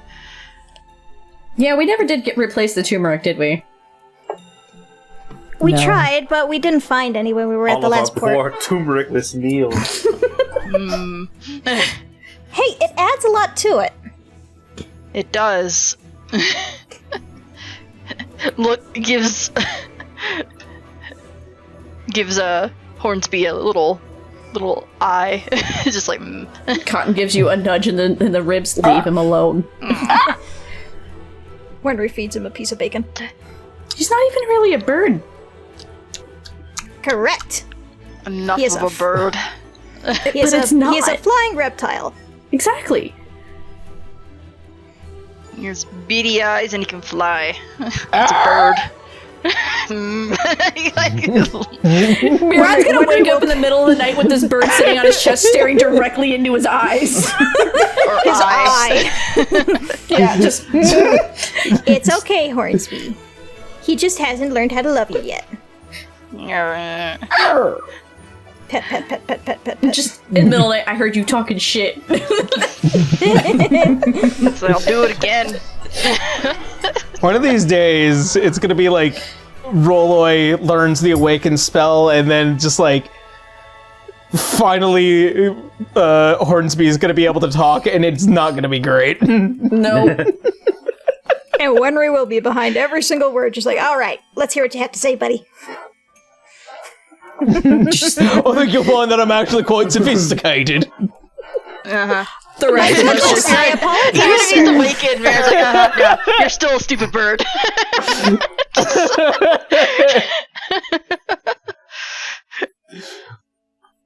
Oh god. Alright. So, Rolloy and Winry are planning their next con. Holly, Murad, and Cotton, what are you guys doing? Cotton's only good at one thing, and that's lifting heavy things. That's all she can do. Unless she's allowed to magically tinker with shit, because that's about it. Holly is gonna go to the local temple, doesn't matter which god, and see if she can do work at the temple for a wage for the day. Okay. And, Murad? I really shouldn't be getting into trouble. No, you really shouldn't. Because he's just like, I wanted to pickpocket some people. Could you do something that won't get you stabbed again? Fine. I will.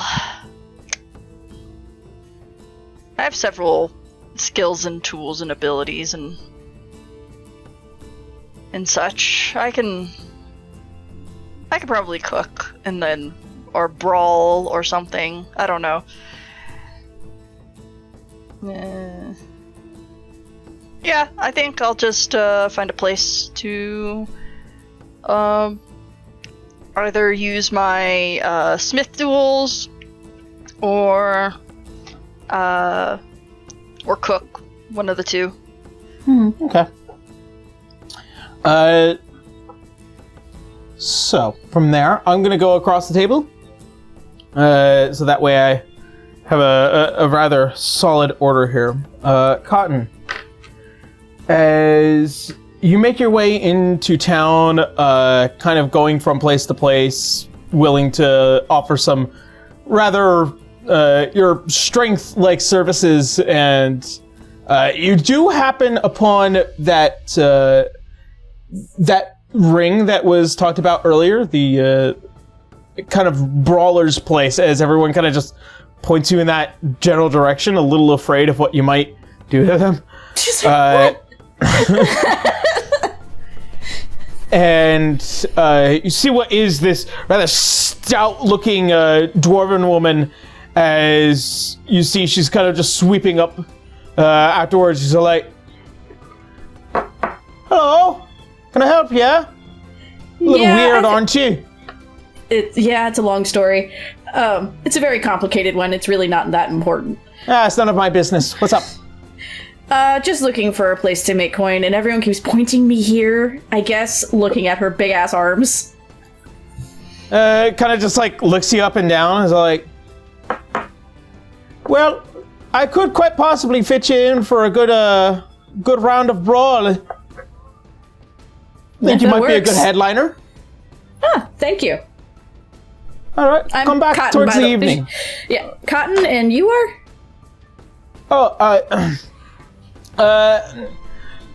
She comes over and like kind of just like doesn't know how to handshake. She'll kneel this. down and just open Yeah. her, like, she'll give her, like, the back end of her knuckle just so it's safe. Galeen is Nice. kind of just, like, Yeah. grabs hold of the pad a back bit and end. just, yeah. Yeah, Or- where yeah, it's not a sharp spot. Yeah. Just like, all right, come back a little bit closer towards the evening and we'll be, I'll put you up against somebody a little bit more, a little bit tougher and up to your speed. Gotcha. Is there anything else to, look around, I guess, at the time being? I got some barrels in the back. Who needs to move them forward for tonight's fight? I can do that. All right, I'll pay you extra for it. Thanks. And got yourself a job and a fight tonight. Yep, I love how she talked Murad out of it, but she walked right into it. Yeah, that's like, no, let's do anything fun now. I'm gonna have to clear this off and set up after Sorry, break. you put me No, in it's this fine. direction. It's fine. It's fine. I know it was gonna happen.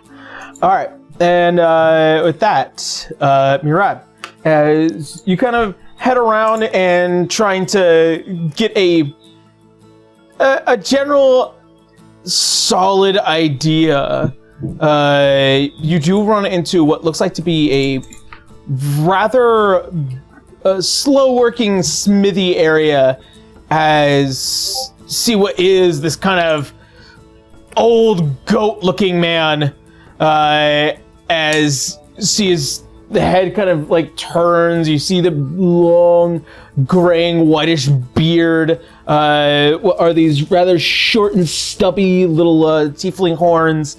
And also equally stubby, almost as if it was severed at some point in their life, tail, with a rather grayish red looking complexion. And you can see also with one of the massive eye patches on the left side of their face. You're looking to do some work here at the smithy, huh? Yeah. We've got a short order of long swords that need to be done before the end of the day. Go ahead and make your way to the anvil if you know how to work it. Okay. Yeah, he 2 gold does. pieces of sword. Okay. How many swords do you need? 20. 20? Okay. Da-da-da-da. And, Just, like, putting on the blacksmith, like, apron kind of stuff and all that stuff. And begin your work for the day. Yeah. All right. Holly. Between the athletics of a +7 and then knowing the tools and stuff like that, I think I can definitely start hammering those out pretty nicely. There's a lot of preforms that have already been kind of made. It is just, a little bit of hammering work and sharpening. Yeah. All right. Holly. It actually isn't too uncommon to find a rather array of cathedrals that kind of sit idly and quietly, as not too many people find themselves looking for the wisdom of gods in a town like this. But there is this cathedral does kind of bear the full weight of many gods. One in particular is that of Arya, the goddess of song and truth. Okay. Yeah. As you walk in, it is the bright yellow canary colors that kind of echo around this particular area, as well as some raven-like motifs, almost as if to give honor to an old ally back during the Calamity days. And you find yourself not having to work too much, but also getting a relatively fair wage, helping with local prayers and a few unfortunate victims of those who have lost their friends and family throughout the years. and obviously purifying, healing, curing, and I'll let you know what the gold way out for that will be. All right. Okay. Rolla and Winry, this one's a little bit more interesting, as you find yourselves a little closer to a busy city area, as many individuals come walking by where trade is quite common here. I'm going to find myself a nice crate or box that looks empty. A barrel if I have to. Oh, yes. I'm going to cast prestidigitation on myself a couple of times to make my the creases in my face a little bit more defined, and some dark circles around my eyes to make myself a little bit more wild and mystical looking. All right. And I pull my hood up even more over my hood to shadow my eyes even further. Just to give me that crotchety, more wizened, wild-looking fortune teller chic. All right. Are you prepared to witness something strange and mystical? Alright, well, hey, now I gotta sell this. What am I gonna say? You know, me and my sister used to do this all the time. Oh, did she have any particular lines that she used? Other than the usual, come one, come all, have your fortunes read by the great Rolloy. Ooh, you sure you want to use your name? Probably not in this instance. Yeah. What kind of name do you want to go by? Gamzee. DMC. Hey, motherfucker. Oh no, Homestucks don't come for us. Alright, well, let's go for Eolor. Eolor? Okay. Just your name backwards, I guess it works. They won't know. If you say his name backwards 3 times, he'll disappear. I'll say, what? You know, you actually remind me a lot about my sister. Okay. Good thing or bad thing? Good thing. She was my role model growing up. I will take the compliment then. Perhaps that's why I tease you. Okay. He sort of stopped shuffling his cards a little bit, and he looks a bit somber. I will ask you about that later. I am sorry if I made you uncomfortable. Wenry will pause for a second, give a little smile. I'll accept the apology for now.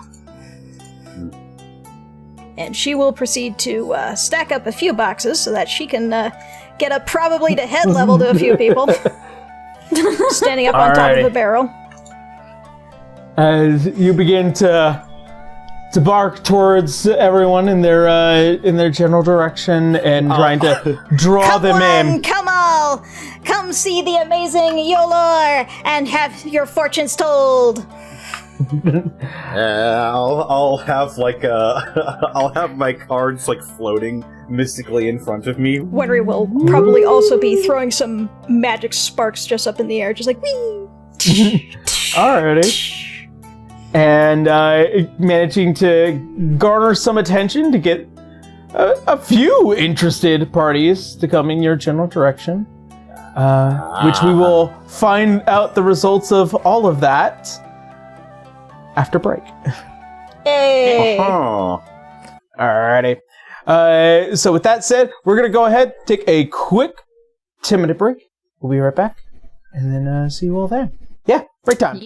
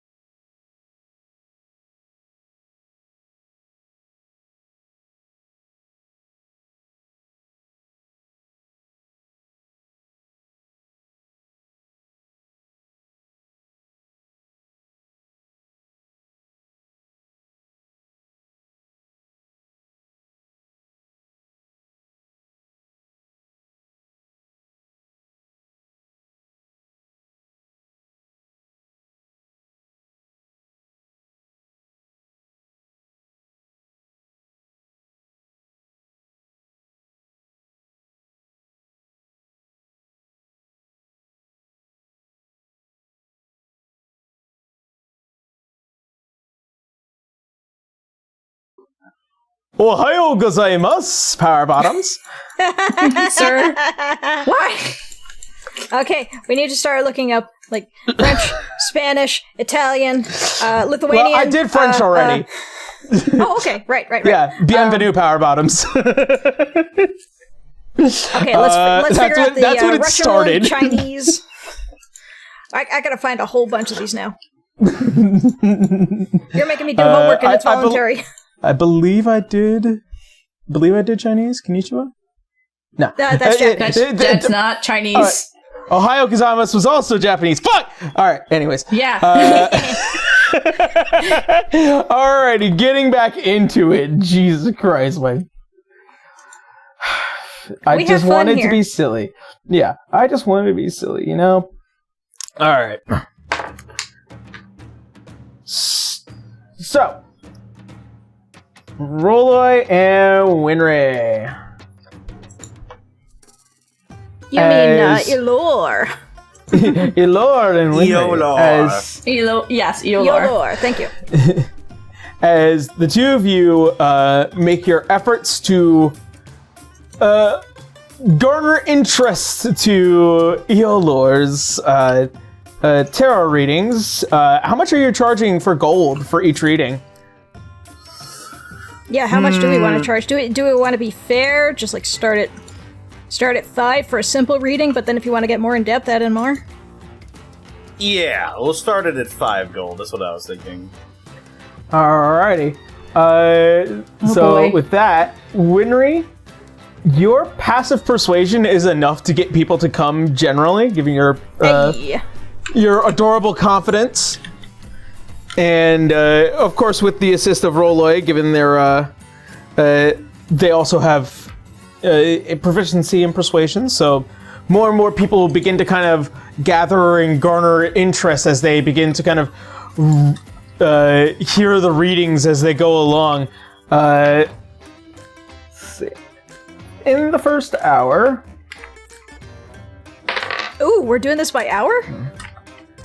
Within the first hour of those who are interested, 4 individuals make their way into your guys' den. And Roloi, what do you say at least to some of these as you kind of hand out their readings? Ah, yes, come to know your future, have you? The answers I have you seek. Now You see, all I need the are the questions.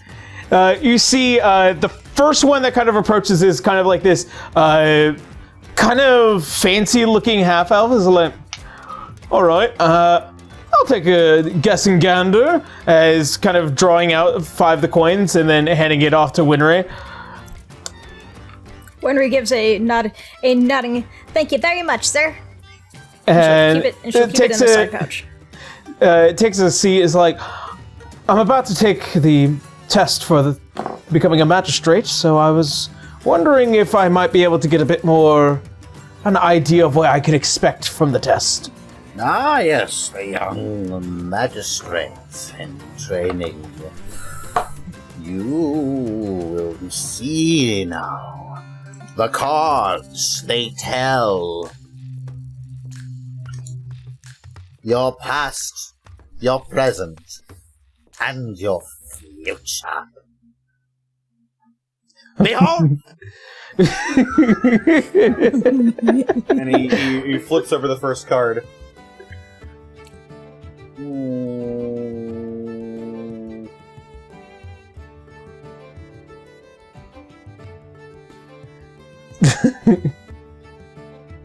Oh. The first card. Strength. You feel that despite the challenges you have faced in the past, present, or future, you will find strength and the courage to succeed.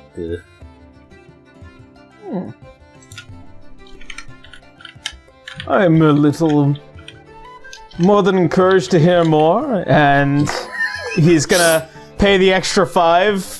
I'm Your present. keeping track.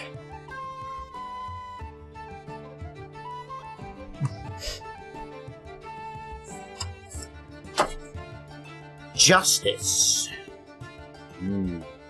What you want most this time is for a fair and right outcome, whether this concerns your relationship or your business affairs, young magistrate.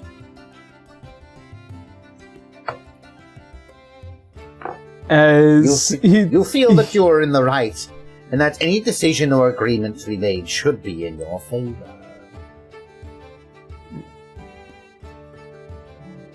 And you can kind of see as he looks at the final card, he's so genuinely curious to know the outcome.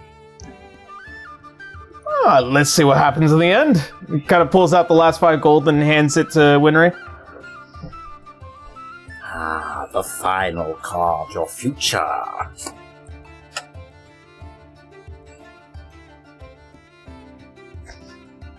Please tell me you're actually doing this at home. Do you hear this? Yeah, okay. Yeah, he actually is. He's actually doing this.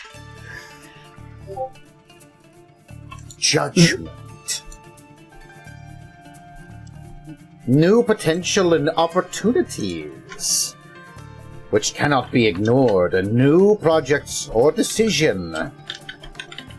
You will enjoy success and enjoyment for your past efforts. Oh yes, oh yes. Well, I really do appreciate this reading. As he extends a hand and shakes it.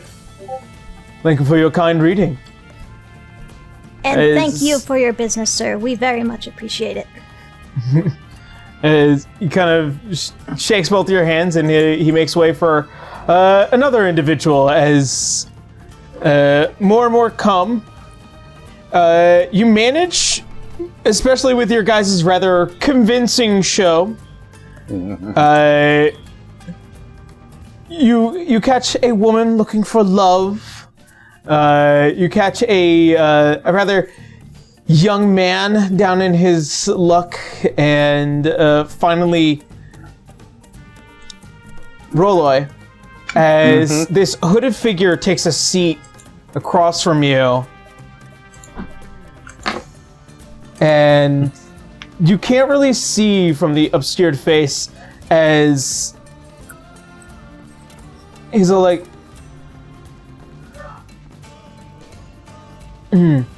hands 5 gold over to Winry. Actually, I think I much prefer to read your future. Ooh. Winry will keep an ear and eye on this guy. Read my future. As he goes over towards the deck and he pulls out a couple of cards. Pulls out 3. As he places the first one down, the Fool. Someone who's running. Walking blindly into the future. Places the second card down, the Hanged Man. Stepping across death's door, are we? And surely, as he places down the last card, the Devil.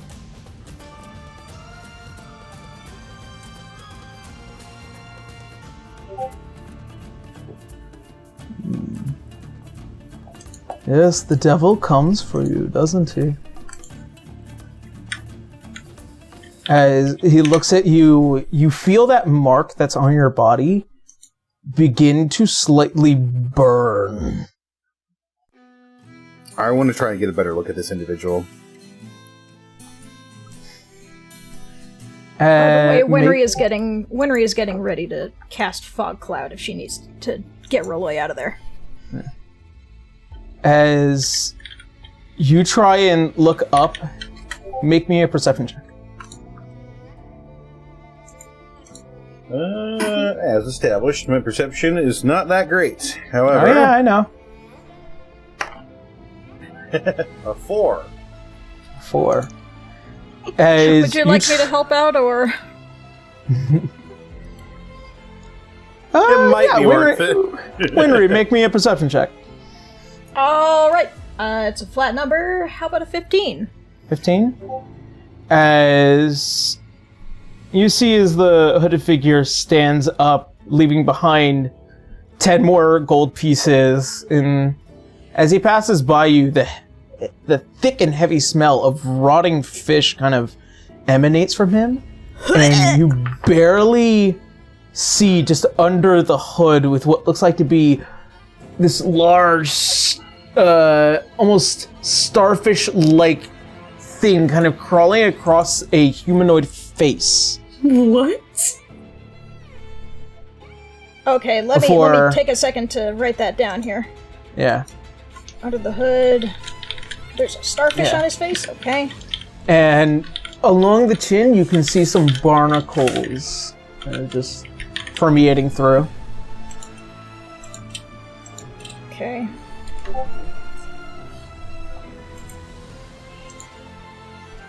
Okie dokie. And just by the way, the smell of the rotting fish, it gets to her because that's pretty much the same smell as that gagging potion that they took for the freaking underwater breathing. Why do you bring that back up? Why? Because she hates it. Vera didn't have to taste that shit. Yeah, your shin felt it though. And you're kind of just left there, Roloi, with this inkling crawling along the side of, crawling along your back, and that piercing, almost as if it kind of feels like a sewing needle, just puncturing that spot over and over and over and over again. Yep. Winry will lean over to him. You okay there, Roloi?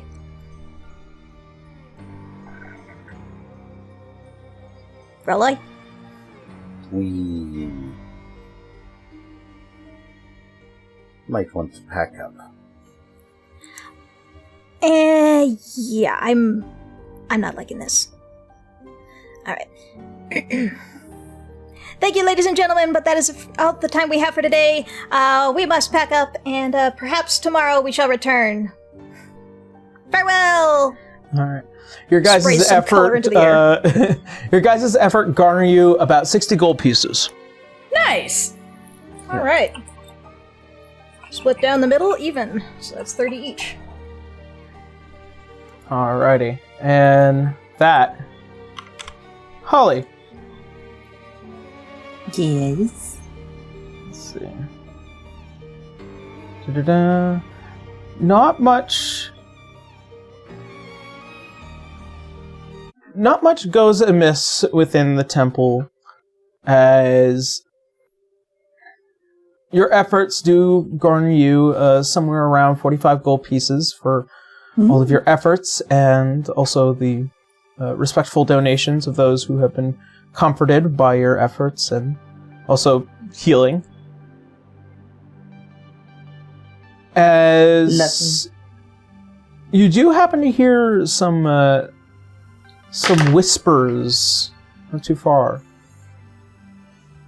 Some talk of something. As it's up to you if you want to get close enough to hear what the local gossip might be.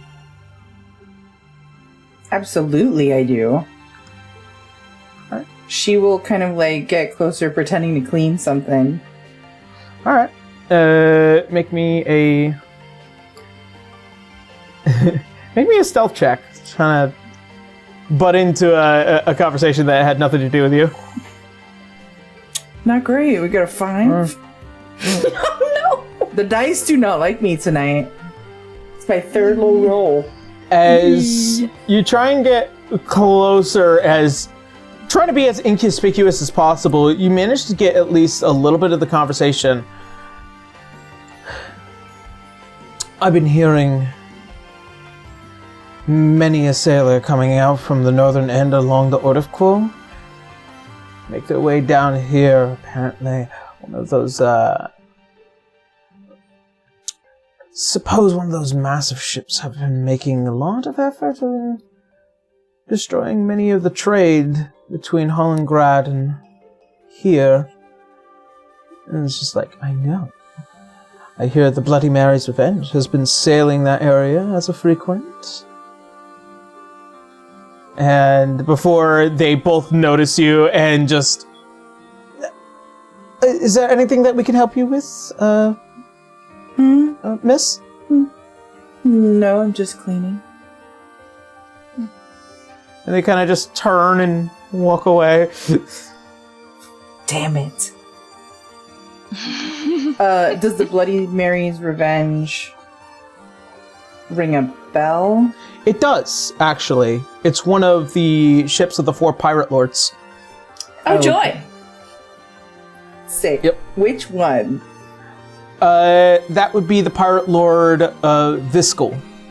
Oh! Here we go! Oh, okay. Awesome. Apparently, with whatever information you were able to garner out of that, he seems to be within the Order of Quo Sea, causing trouble. Unknown reasons, but nonetheless. Okay. And as such, that's an end for that. Murad.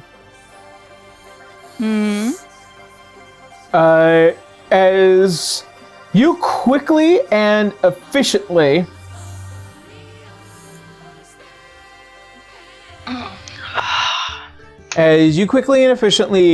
produce pretty much all 20 swords as you reach closer towards the mid-afternoon.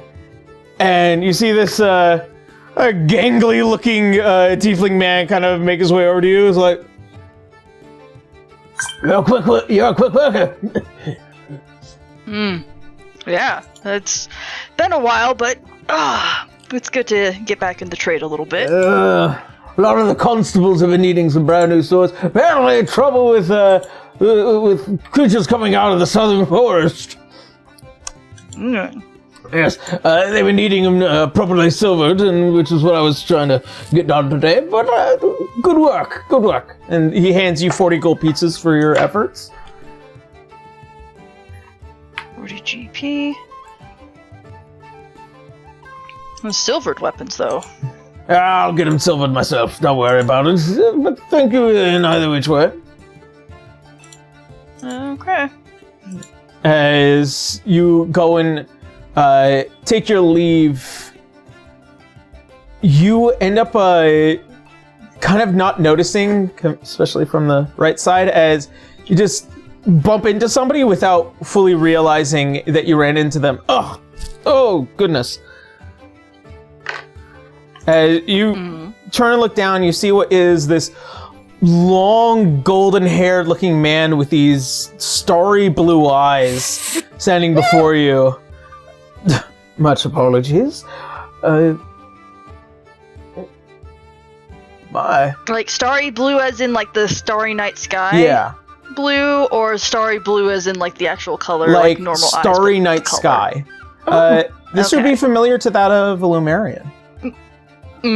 Yeah, like I just wanted to make sure. Yeah, he tries not to tense up a little bit because he's met at least one of these that has killed him, and then has heard rumors that the other one has been brainwashing other people. So, My, So- you are quite tall and entrancing. thank you. Tell me, are you good at fighting? Oh no. Don't make them fight each other. In a way, depends. Yes. Well, I think that there might be a bit of an opportunity for the both of us. I'm sorry, but who are you? Much apologies. Modius, as he extends out a hand to you. Mad gives a smile, but underneath that smile is like, oh, this fucker. It's like he screwed over Rudy. It's just like, pleasure, and he gives out a handshake.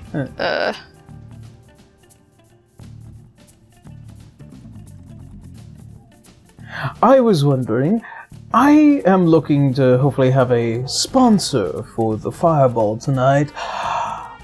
And you seem like a tall, well-defined individual. And curiously enough, I feel like you might be just perfect for the ring.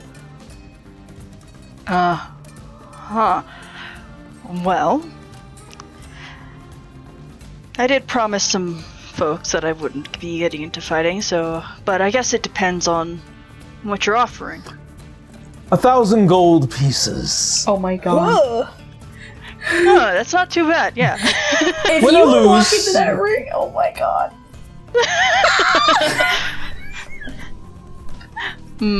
If I lose, yes. Win or lose, you'll still be making Win or lose, nice. a decent amount of money. I just need someone to be my +1 for the night. Well, just to be clear, as flattering as being someone's +1, I am married, so hopefully nothing too fantastic. I promise you, you will not be betraying any of your betrothed. Okay. Making that clear. 1,000 gold pieces by the end of the night. I will meet you at the fireball then, as he extends a hand out. Murad, thinks that, also is is there any, magical nonsense with this handshake? With what he had with, Do you have detect magic? little... Actually, You could. hold on. My evocations, I think I was looking at that, and I don't know if I picked it or not. Always useful to have that spell, I tell you what. Detect magic and Yeah. counterspell. Let's see. Evocations. Where are they? Sorry. First time playing Warlock, I don't know where they're placed. Because they're not placed in spells. Features and traits. Okay, there we go. Let's see. I think... Okay, I was supposed to switch that, but anyway. Okay, so I originally have Elder Spear and Devil's Sight, but we talked about Devil's Sight, and so I was gonna... I talked about changing that. We went a whole discussion about it. Yeah, because, Devil's Sight is literally what you already have. Yeah. So, can I actually just retcon that and do the vision one? The magical vision one? I think if you're not taking Devil's Sight, then I wouldn't mind that. Okay. Yeah. So what'd it do? Let's see. I can find out right about... Let's see, I'm going through it now. This reminds me, I gotta You finish can cast Detect Magic at will without expending a spell slot. Nice! So, Eldritch Sight. I use that. Alright.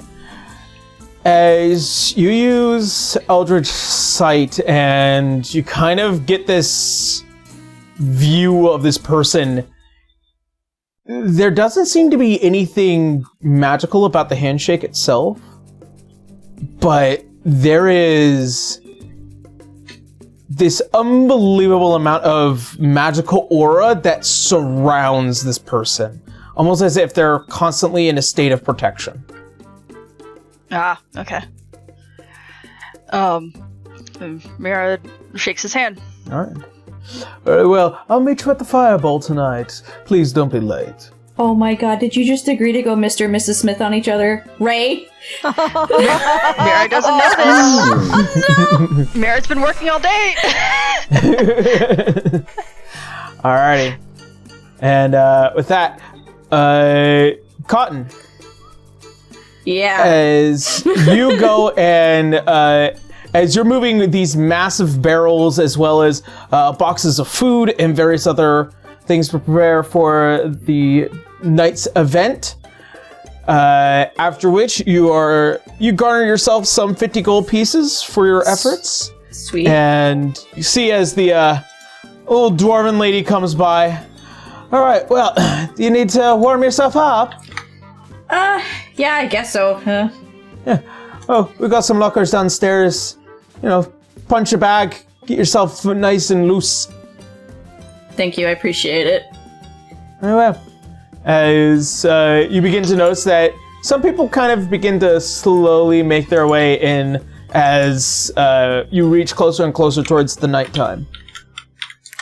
By the way, I really hate to interrupt. I don't have anything written down of what Holly earned. It was 45 gold pieces. 45, Yeah. Gotcha. Thank you.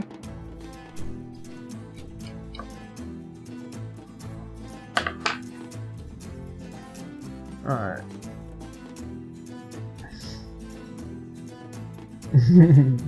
Alrighty. As the hours begin to pass, and Con, do you want to let know everybody that there's going to be an event tonight? Yeah, at this point, like, when they all kind of gathered up, she's like, so I technically did what I was supposed to do, but I somehow still got wrapped into doing this fight tonight? Everyone gave me this look and told me to do it? Murad kind of was like, which place did they ask you to go to? What was the name of it again, Aaron? The fireball, almost Yeah, like a ballroom. Yeah, she looks at hand. Fireball? Interesting. Well, just to say it outright. What did you do? And he's not going to tell anybody to not get mad. What did you do? It's like, well, I wasn't expecting you to be getting into a brawl, and I got offered a very nice deal to submit myself into a brawl for the fireball. The longest stare. But win or lose, I get 1,000 gold pieces. So we can easily be able to purchase what we need to purchase. And also, I didn't know you were going in. I'm pretty But sure I asked you also- not to get into these fights. I know, but it was win or lose, and I thought, so it's like, I'm not going to be in deathly danger. They shouldn't be doing deadly. Gonna be honest though, too, I wouldn't sneeze at that offer either. Hell, I would jump in that ring for 1,000 gold. I would jump in that ring for 1,000 gold.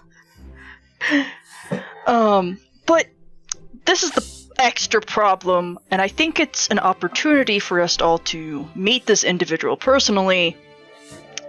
The person that offered me this was Modius. The person who dicked over our friend Rudy. Oh, really? Winry is trying very hard not to summon a fireball in her hand. Where is he? You agreed Point him out. to work with that Lumerian. Yes. Again, I was very careful. I made sure it wasn't some weird binding deal. You do understand that Rudius didn't even know he got charmed. Yeah, I made sure to be careful. I was careful. But he offered me 1,000 gold pieces, win or lose. I'm going to hold him to that. But if I somehow forget about all of that, then you all know that and can snap me out of it. And hold him accountable. Are you purposely also dancing around the fact that you and I are probably going to have to fight each other, right? Yeah, I didn't know you were fighting, honey. You weren't supposed to! So, oh well, that's just gonna happen. Though, we could try to make it a performance, but I don't know how you feel about that. I'm not good at performing, I'm just good at hitting things right now. If only I were a bard.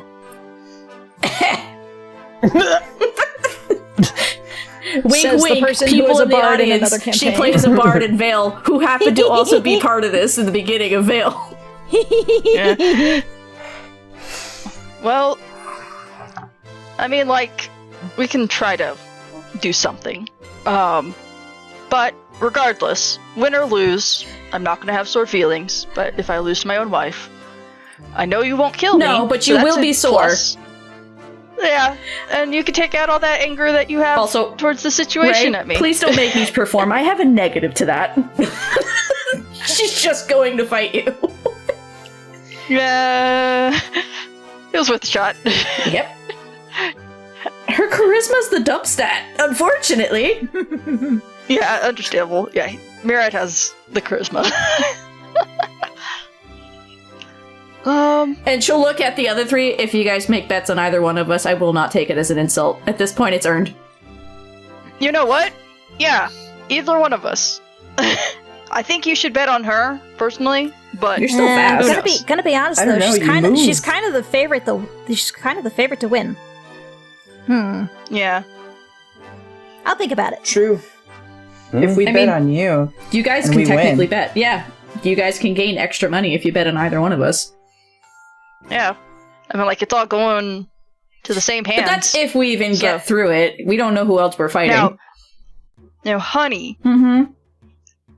don't tell them that we are a couple. Who's them? I didn't even know you were fighting until now. I didn't know either, but we're gonna try to keep that on the down low.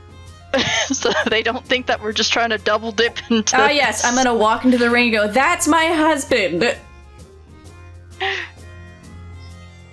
What do you mean? What husband? These are just two competitors. They don't know each other at all. Nope. Totally do not sleep in the same bed. Nope. Right, so all of you decide to convene at the fireball? Yeah. Staggered for Mirad at least, just to make sure that he is not with the group. Yeah, and because then it'd be associating with obvious. Okay. In which case, then, before they would separate, I believe that Rolay and Wenry would probably take the opportunity to talk about this stranger that they encountered in the marketplace. Yeah, during that whole conversation, Rolay was barely paying attention. Yeah, I think Cotton would notice there were no quips this time around. She's like, are you okay there? Well, you see, so we got a pretty good haul out of the market. It was pretty good. But then we came across this one figure. One, it smelled like rotting fish. Oh, lovely. 2, the man had a starfish on his face and barnacles on his chin. That's weird. I don't know what that speaks to, but neither of us liked his vibes, and Rolay was quiet. Roy, you alright? Do you think that offer is enough to get us enough gold to leave immediately? We still have to get to the tracker, though. Yeah, I see. sorry, bud. But Is someone... if this guy is You trouble... don't Yeah. have to be sorry to me. Do you want to explain a little bit more? You don't have to if you're not ready. Yeah. We can reconvene just- on the boat for that. We just want to know if we have to protect you against something. And we will.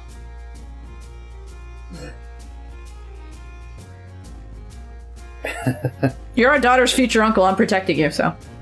Mhm. You're also part of the bring crew, that but, up, and yeah. you remind me that I'm the only one who survived in that timeline. Yeah, but we did No, things to fix I'm that not soon. worried about myself. I'm worried about all of you getting caught up in this. We're already caught up in it, Reloy. Honestly, I think we were all caught up the second we stepped on that boat. Yeah. I have a tentacle woman who lives constantly inside my brain, whispering that in my ear. So I don't know how much more I have to be into the. Speaking of muck. which, how is she taking the news that you and I are going to fight in a ring? If she heard any of that. The faint sound of... kind of makes a face. It's just like she thinks it's funny. I figured. I bet she's betting on you. Is she? Bitch, you know it. Miriam actually kind of lets out a laugh. Yes, she's betting on you. Okay. I think that's a compliment for some god-level creature betting on me? Nah, she just hates me. Amongst many other people, let's be honest. She's having fun, let it be. Oh yeah. Let her have her fun. though. If she puts her hands in disturbing the She's not. the game. Oh, she's definitely then not. that's cheating. If she wants, nah, I don't think she would. She's a slippery one. But back to you, Roloi. To make a long story very short, and he will show them the marker. Oh. What? What's it look like? What does it look like? What it looks like is this massive black spot, and along it, with what looks like to be several tendrils that kind of wrap around it, and what could be assumed of almost like a skull that almost burgeons from it. You have a marker. I'm being hunted. Oh, Did you get a hickey from Beltania? What? The fuck is this? No, I don't think that's what that is, sir. No, that's a. Actually, Mirad, you're looking at it, right? Yeah, like Mirad would know what it is, but he's like trying to lighten the mood. I need Mirad to make a wisdom saving throw. What? Oh shit! Fuck. ooh. That's not good because my wisdom. Don't say it out loud. Don't let it hear you. 15. Thank 15? goodness. As you look at it, there is this immediate psychic screech that comes out from the eye, and you have to grip hold of your head as you do succeed the save. You are taking... I love the music shift. Yeah. Half of 15 is 7. 7 points of psychic damage. 7? Okay. Yeah. Oh. Excuse me. As... Fuck. Oh. As it kind of screeches, several memories begin to fill your head. The sight of a tall, dark man striking at a beautiful young woman and throwing her off the side of a ship as she sinks down into the bottom of the sea. You begin to witness almost this transfiguration as the blood in the water begins to kind of just disperse and spread out and then coalesce back. As you hear several different voices and words, almost as if connecting something of the divine, and suddenly a small light peeks through. As you witness the birth of a figure familiar to you, and the screeching continues as more memories begin to bind to you. As it raises out of the ocean, spear in hand, staring down at this figure before striking the side of the ship, as several sailsmen are immediately killed by the swath, and then the spear is thrown at that man before you see it pierce the heart and left there. And then you see as the ship becomes pale and white, as the blood begins to spread, and you see the figure become disfigured. The face begins to elongate as tendrils begin to grow out of the face, and the eyes begin to cover in black. As this pure white, pale green ship begins to also transfigure, it becomes very ghost-like. You watch as the first cursed man by Beltania's hand is created. Before your mind snaps back, and you guys see almost dripping and pouring out from the side of the face is that black inky ichor just pouring down. his face. Oh, fuck. What happened? Oh. Is it related to that spot? Yeah. Okay, this sounds like a very bad thing then. Yeah! I mean, I know it was bad, it's- but it's worse than I thought. yeah, it's pretty bad. I've only... Oh, fuck. Ow, fuck. Really hurt. And he's, like, trying to, like, Holly, rub his eye. Can you get a little bit of a fix there, Holly? Yeah. Ugh. Yuck. Well, Tanya does not seem to really enjoy looking at that. Oh, she knows about it. That was on me. Perhaps she could tell me. Yep. Because I don't know why it's here. You're right about being hunted. But, well, okay, so I'm guessing it is from the dude that that got that spot on you. Him and Beltania are not good friends in the slightest. Beltania kind of cursed him, and he now pilots a pale green ship, and that is one of the ships that we're kind of looking for. From what I recall from the mural that we saw on your island, Winry. Well, that's... Or on the one island, the Cobalt Island. Yes, the island nearby Hongwei, yes. Yeah, okay, well, I will note that down. Keep an eye out for a pale green ship? Yeah, pale green ship. Cursed, gross-looking man who was cursed by Beltania, stabbed in the heart by one of her spears. Apparently he is killing some young women, or a young woman, sending them off to sea. To be more, Beltania did not like that. to be more accurate. Well, can she stab him again? And maybe a few more times for good measure? To be more accurate, you just witnessed the birth of the endless goddess known as Beltania. Oh, so that woman Gotcha. was her. Gotcha. It seems Yeah, it seems to follow through with the way that the story had been told, especially from the Dead Men's Dive. That massive mural was witnessing the birth of Beltania, but the moments before were not ingrained.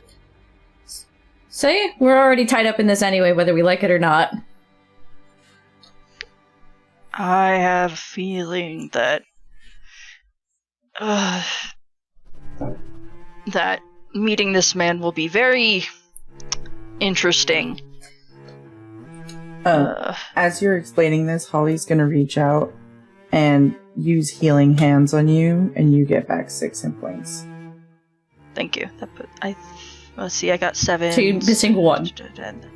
Yeah, missing 1. So I should be good for our fight. Thumbs up.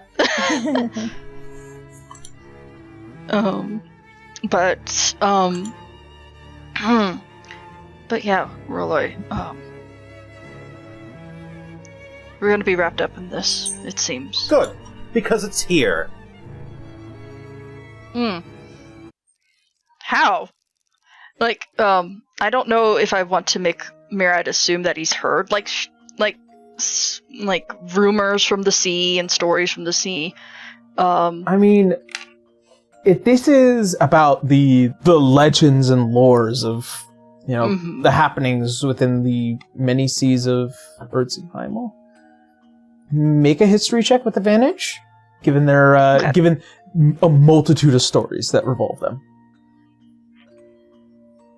Let's see, advantage, roll.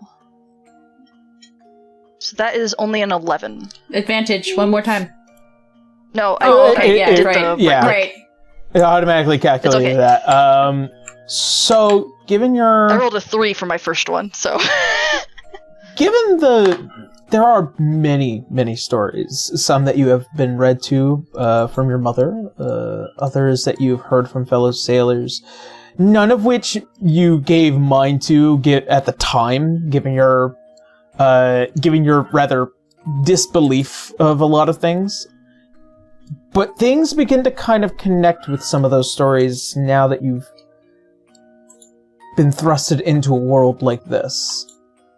You have heard of what is known as the Lost Hollingradian, a pale greenish-white ship that sails across the seas, searching for shipwrecked individuals out in the open waters where they are taken away, or spirited away, if you will, and used as a force of undead that kind of haunts the seas all throughout the world. The usual way to be hunted in in this weird circumstances is known as the Black Spot. It is a cursed marker that is placed upon individuals either for breaking deals, making deals, or have certain circumstances that lead to them or their family members being marked. Role kind of fits one of those properties. That makes sense. And you don't know how you could have obtained this, right? No. My whole family has these. My mother, my father, my sister. Do you think it might be a familial thing? Like, I mean, somebody I would think in your it would family's have to past? be. Someone in your family's past, maybe. I assume so, but whatever they did, they haven't told me. See, that's irresponsible. I'm not going to deny that. But I haven't seen any of them in 10 years. And now you're stuck. Yeah. You would often hear, Murad, that those who often carry the Black Spot or with many a crew, when a crew member finds out that another has a black spot on them, usually they just get abandoned at the last place that they make port to, because they do not want that following them, if that makes sense. And Murad's not the type to do that. And he's like, okay. Then we just gotta be a little bit more careful. Keep an eye out on the sea. And hope that the Nightwish can outrun this thing. Until we figure out exactly what your family has been cursed with. Or see if we can ask her, and he points to his eye, his missing eye, or his eye patch. It's like, ask her for any favors if we come across a point of that would being able to bribe her. Awfully convenient, seeing as how, in a way, this is her fault. Yeah, I mean, like, she created the problem, but honestly, it's something. I feel like it's something a little bit deeper than that. And me and my family have to live with it. If they're still alive. Yeah. So let's... Very troublesome. Let's go to this ball. Have ourselves a grand old time. Hope the building doesn't explode around us. We've survived explosions before. Tell you what, let's hang out near the fire exit just in He case. narrows his eyes. Let you die? We're not gonna let you die, Roloi. Tell you what, I'll drop off Hornsby at the ship before we go there. Smart idea. That's just admitting that the building's gonna explode, Winry. Yeah, well, at least then if anything happens, maybe I'll be able to help this time. Okay. But really, Roy, we'll see. We'll figure this out. And we'll see what we can do to protect you from this force that seems to be creeping in. And we won't die. As you said, it's not our time. I sincerely hope it isn't.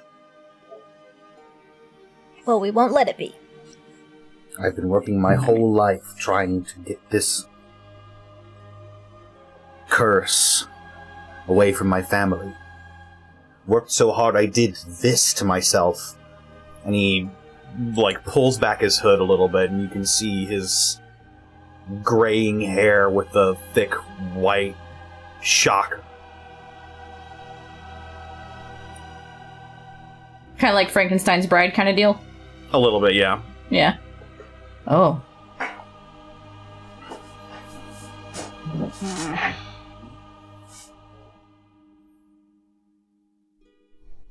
Well, regardless, we have to get the specific ship. I'm not going to say out loud, because I don't know who's listening, and we can't do that without the tracker.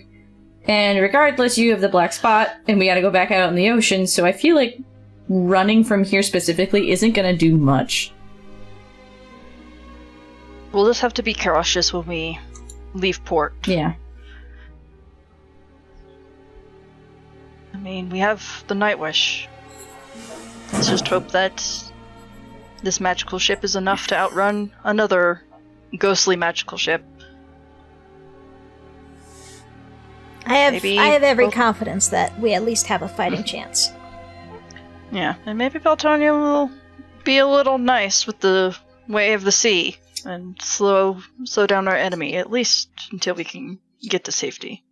Yeah. Who knows? Maybe we can say please before we get on board. I mean, you could talk to her about it. Yeah, I mean,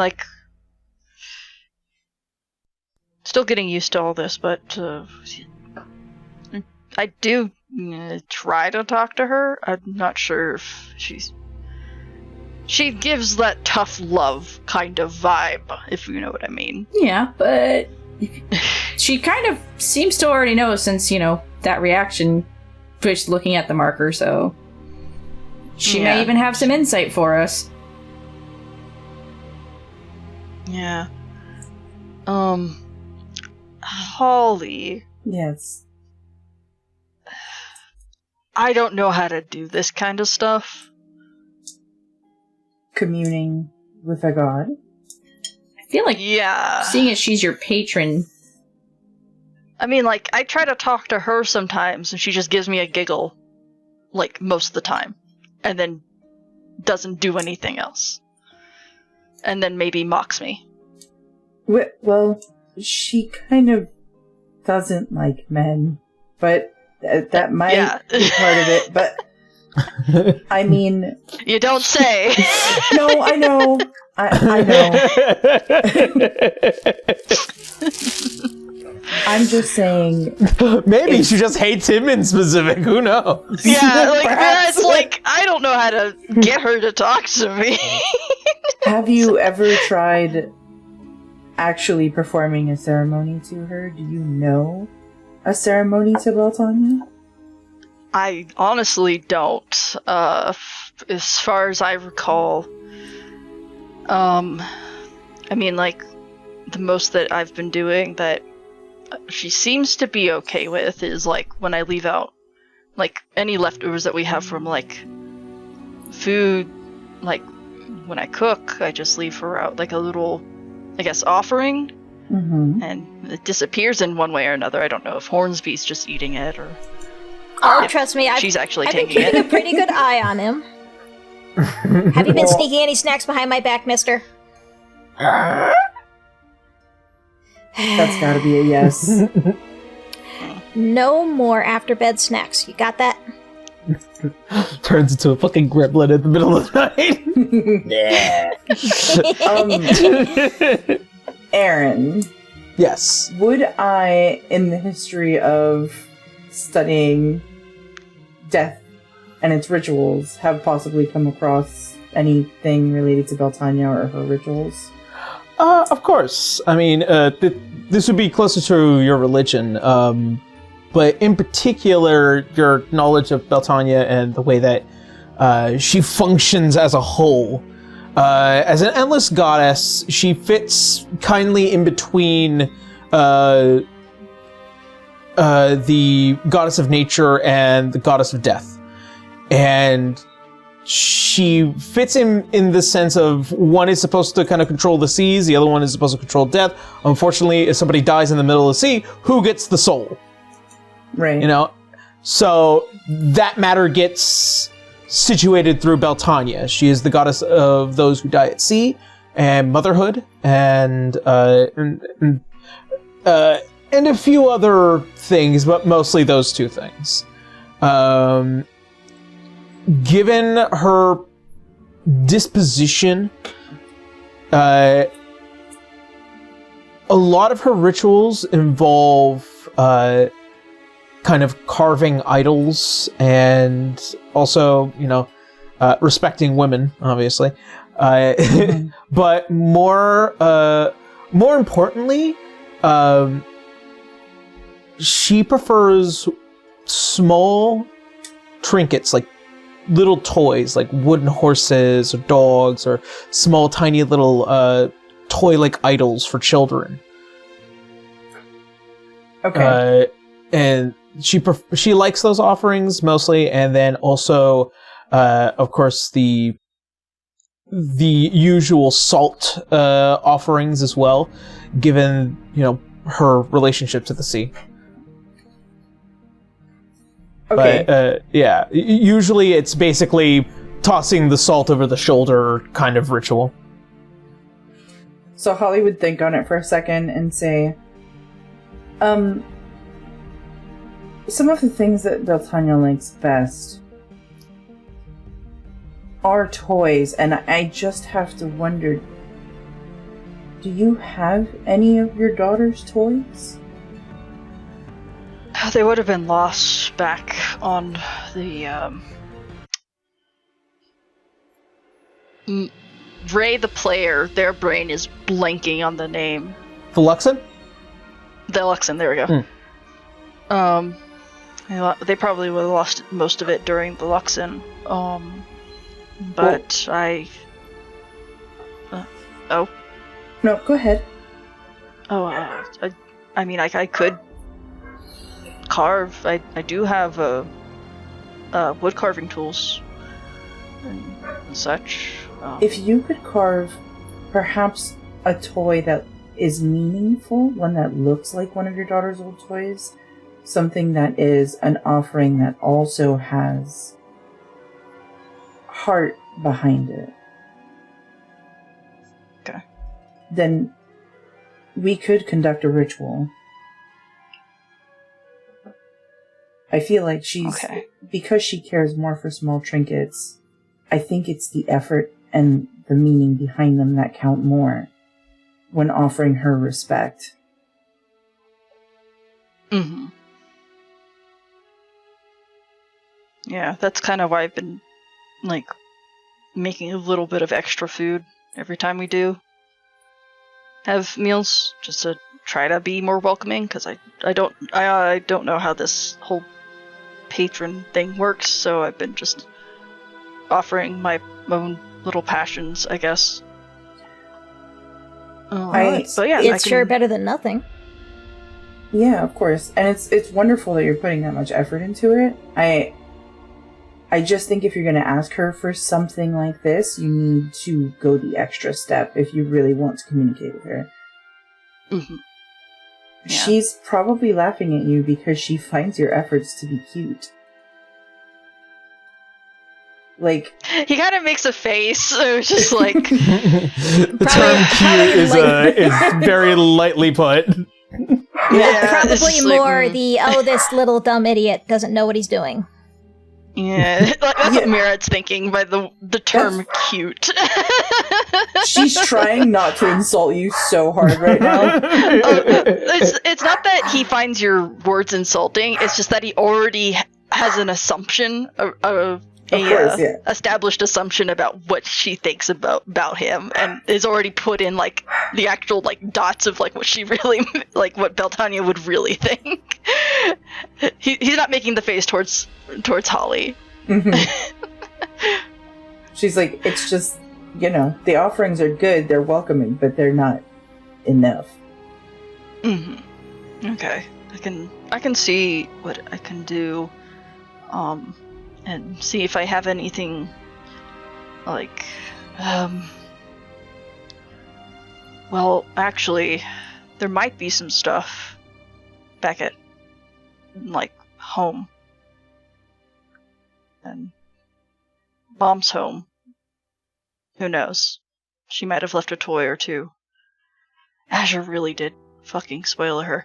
So she has a lot of toys. Or had a lot of toys. Well, if I know... It's accurate. It is very accurate. It's accurate. Yeah, it absolutely is. Like, man, we have had this conversation, like, it's just like, oh yeah, Alois would just, like, every fucking winter season, just piles of toys.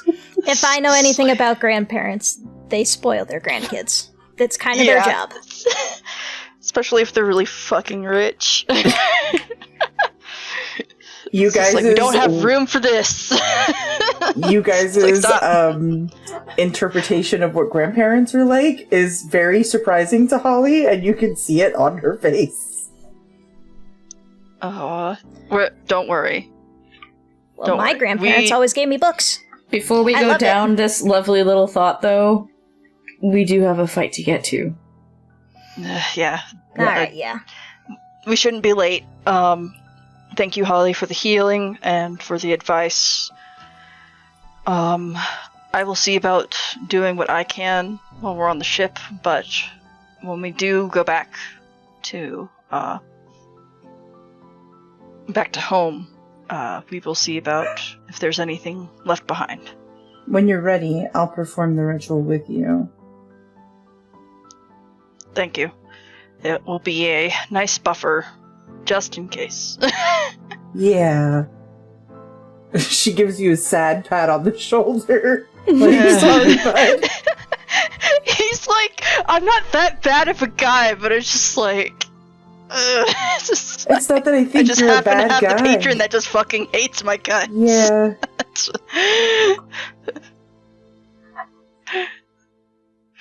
Alright, let's get to this fight.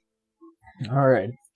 As you guys make your way through the town, as you notice the sun beginning to settle down towards the south and giving way to the night. As you get closer to the fireball, you notice the massive sign with the burning bull and the bright, almost magically enchanted letters as you enter and see what are multitudes of people.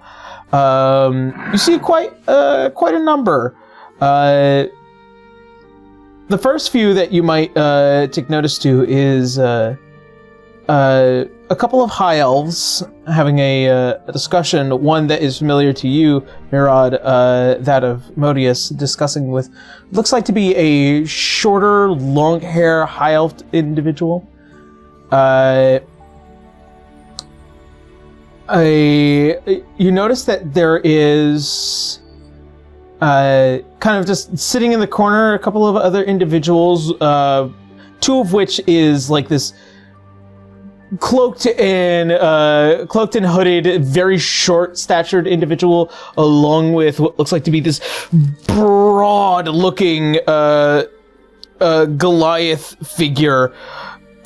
Just, you can see running down the side of the face what looks like to be runes that just go all the way down towards the clavicle and then some.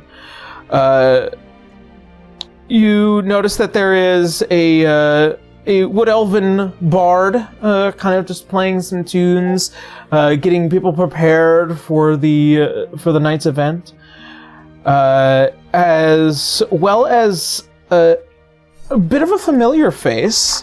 Just excuse me while I grab my other notes, because this one is actually familiar to you, Cotton. Is it because I still have missing memories? You would know who this is, as they are one that frequents. You see a kind of gender ambiguous individual, kind of wearing what is kind of this loose fitting like white tabard and this purple sash that kind of runs out and around them. Their long purplish hair that kind of swings down to the back of their knees, and a very, very tired face. You know this man to be Igademus Indigo, a member of your family, and you've probably met him a couple of times, Murad. It's just Cotton just awkward wave. Yeah. Mira kind of like pauses and like, oh fuck, like just like and tries to like put up some sort of hood or something, so like he won't recognize Mirad right away. At least they're gonna recognize Cotton though. Who knows? But it's just like they don't. Mirad doesn't want people to know that they are married for this fight. Yeah. By the way, could you do me a favor? How is this guy's name spelled? Igademus, Iggdemis, and then Indigo, as in like the color indigo. My brain heard Nicodemus for 2 seconds and went way back into a specific animated film. Yep, me too. Alois would often refer to this man as Iggy for short. Yeah. I think Cotton was allowed to say it every now and again. Yeah. As, like, the very tired eyes looks towards you, Cotton, and the rest of you, and, well, not the rest of you, because I know you're all kind of coming in staggered. Staggering. Yeah, Cotton would be separate from them, I guess. Yeah. As his eyes lock to you. Cotton just... Cotton? Yep. What are you doing here? Well, apparently trying to make money, so I guess I got pointed in the direction of a fighting ring. Why didn't you ask your dad for some? It's complicated. You know him. Yeah, I guess. Where's the rest of you? Staggered right now because, certain circumstance. She'll whisper into him, explaining the whole, she originally signed up for this and then found out later. So did a specific someone. Oh. Yeah. Oh, yeah. Well, so, you don't know nothing. Trust you me, I wish I didn't. Well, just... Yeah. 2 things. One, there's a Marion here by the name of Modius is on our list of not okay. Oh shit. I don't think you know what's happening tonight, do you? No, I don't. Yeah, no, your dad sent me here. Oh, so this is on purpose. Yeah, I wasn't expecting you to be here. I don't think anybody really was, but yeah, I was supposed to wait for this tracker guy. We are too. Oh, well, once he gets back to me, it'll be mission complete, and then I have to go make my way out to Hollengrad. Also, you wouldn't happen to have seen a greenish, whitish, pale-ass ship at all, have you? The Lost Hollengradian? Yeah, apparently he's marked one of my teammates. Well, yeah, he's a pirate lord, why wouldn't he? Have you seen that ship around here? I mean, I haven't really heard any whispers about it. I know the Bloody Mary's Revenge has been causing problems in the Odequo. Of course it is. The reason I'm asking is that he was approached by a weird man stinking of rotting fish with a starfish on his face, and threatened him, essentially. Oh, that's fucked. Yeah. I'm just trying to make sure that during this fight, my friend's not going to get murdered. I don't think anybody is, as he kind of looks out to the rest of the room. I think there's still at least a couple of individuals waiting to make their way here. As you kind of take a look around, and you see as he kind of points to each individual, he points to what is this man cloaked in red with what looks like to be this almost bone skull mask. Try not to look too hard, but it looks like one of our guests here are awaiting some of his closest of allies. Joy. Yeah, you're in the wolf's den now, my friend. Well, that's funny, as you should mention it. We dealt with a few werewolves last night. Oh, yeah, that's been the problem. Yep. Yeah, no, Queen of Vale's been really anal about it. Yeah, apparently ran into a workshop member of hers chasing down a witch. Well, ain't none of my business. No, but is there anything I should keep my eye out for then? Well, to put it shortly, everyone in this room, aside from the common rabble, try not to start anything with them. I really don't feel like covering your skin. I'm not starting with anybody. I'm just in the ring tonight just to make money. Legitimately, that's all it is. Good for you. Thanks, Icky. I appreciate it. Love you, kid. Love you too. Kind of just like does a soft punch, and then he's just like, I'll catch a couple of these. Yep, you enjoy that nap. She gives him a pat. Nothing new to her. Man, The that most guy needs a few tired adrenaline man shots. in the world. But it's a little endearing. It's adorable. It's like he never gets to sleep, so she's just like, let the man sleep. Oh, God. As kind of the rest of you, stagger out, Murad, as that individual from earlier, as he comes and steps over. You came. Yeah. Murad is like, he has really good deception. He is like, this guy makes my fucking skin crawl, and I don't fucking like it, but I want that 1,000 gold pieces. I just am awaiting for tonight's entertainment, and quite luckily, I am looking forward to whatever it is you will do in the ring. But do keep the excitement in your general direction. I'll try my best. As he goes and eyes in a certain direction, and then back to you. I'll leave your winnings within the locker room. Okay. Yeah, Cotton will, by the way, I don't at know some if I point can spot where he looked because I don't have very good eyesight. Make a perception check. Who? Let's see. Make sure I actually hit the right freaking thing. Alright, there we go. 15. 15? As he looks in one general direction, you see kind of weaved within the crowd, quietly sitting in the corner, a man cloaked in white with a helm over his head. 6 splits in the mask as he quietly just sitting in the corner in the shadow, awaiting to see when the next match will begin. Yeah. Cotton will, by the way, just for the sake of saving time, would have repeated back what Iggy had told her through the sending ring. As a young elven woman comes over, is like, Modius, I believe our discussion has yet to conclude. I do not know why you would separate your attention just for... she looks you up and down. He's someone interesting. Murad gives an eyebrow raise.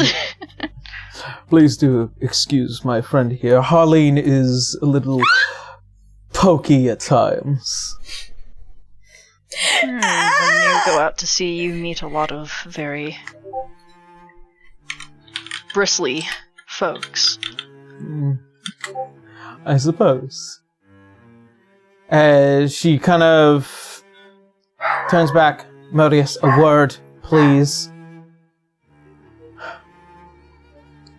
Excuse me. I'll be on my way to get ready for the ring.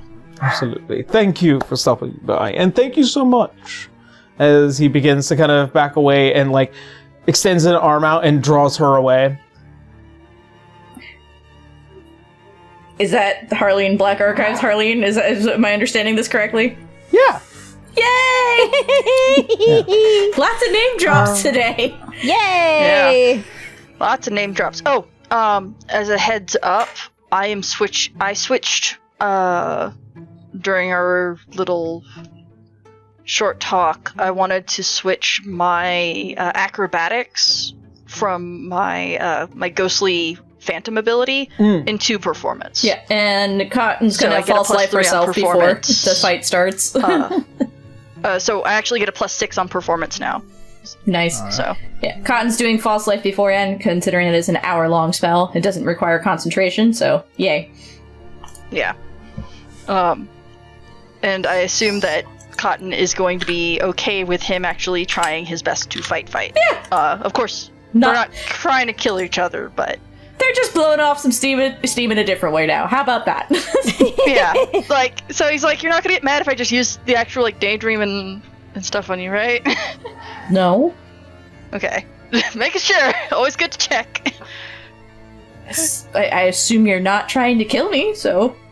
No, absolutely not. I already lost you once, never again. It's gonna be fine.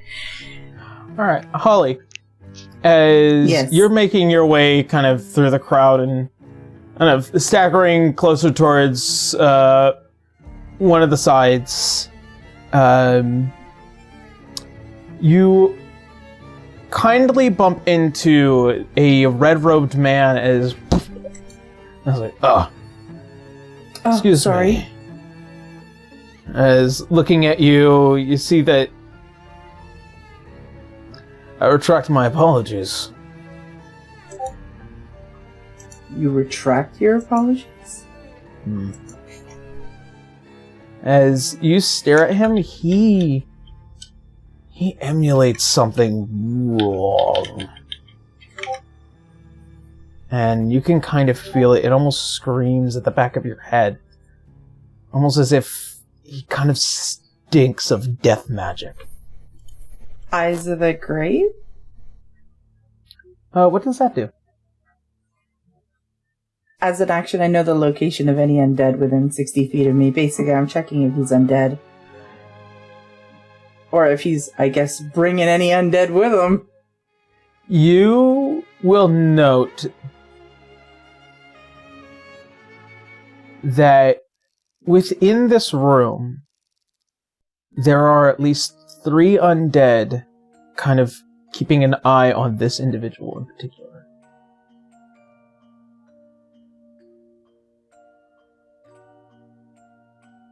She very uncomfortably puts her hand on her mask.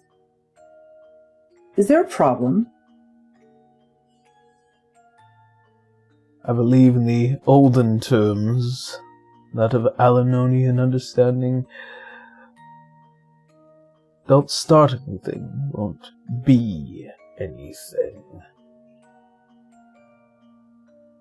Very well.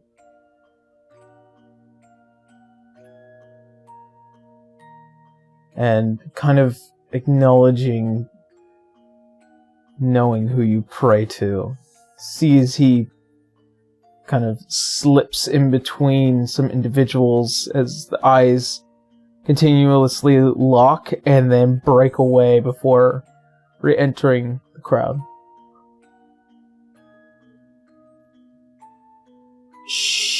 Did he have any, like, signets on him or sigils or anything that she would recognize, or was it just a red cloak? You would. There is multiple motifs that kind of give way to an individual that gives prayer to, or not really prayer, but it's hard to know the difference, so I will say gives prayer to a certain type of god of death, a more demonic god of death.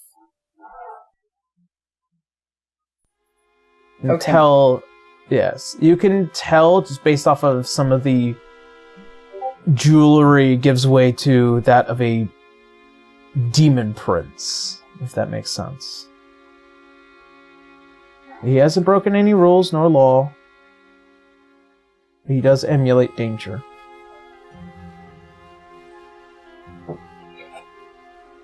Holly is going to kind of back up and see if she can catch Murad's eye. And then kind of like look over to where he kind of went to see if maybe she could direct his gaze to the individual, as in like, this might be an issue. Mira tries to follow their eye to spot the person.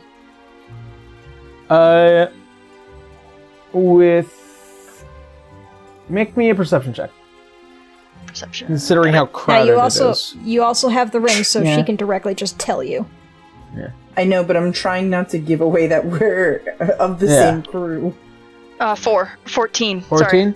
My You brain- do notice that there is a red-cloaked humanoid individual kind of making his way and then stopping before an individual, what looks like to be I would say humanoid individual.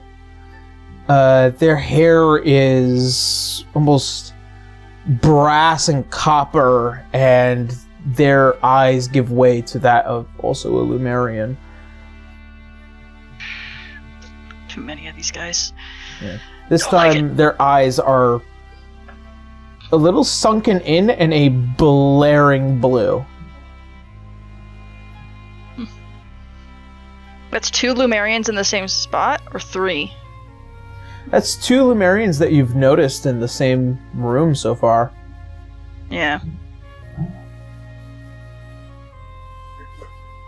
Merritt is really starting to think that something is kind of like some sort of event's happening here. Like, these guys are supposed to be rare for what he understands. That's just what he understands. Not rare, in the sense that, you know, there are millions of Lumerians. It's just that most Lumerians don't leave the Adamantine Bastion given the unfortunate disposition that they have caused themselves about 150 years ago.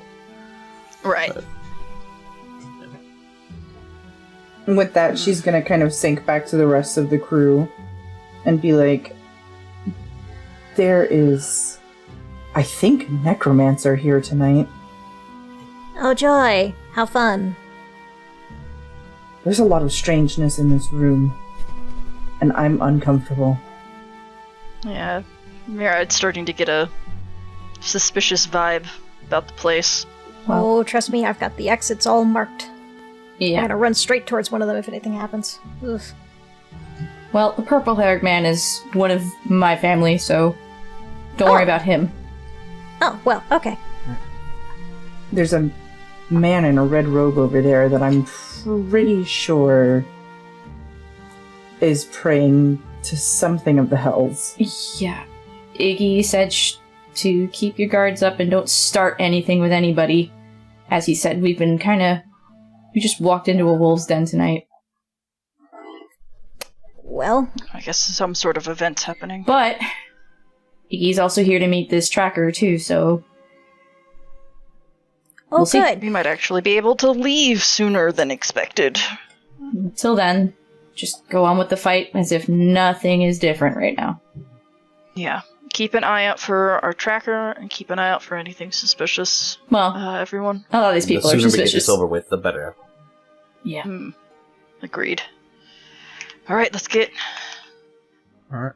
let's get our funds. Do be sure to place your bets. I won't feel hurt if you bet against me. So do what you guys need to do. Stop selling yourself short. Alright, what do you think, guys? I'm going against you. You're I still have a soft faster spot. than I am. I'm gonna be in a pit. There's not much I can do. Bob and weave. I'll try. Babawee!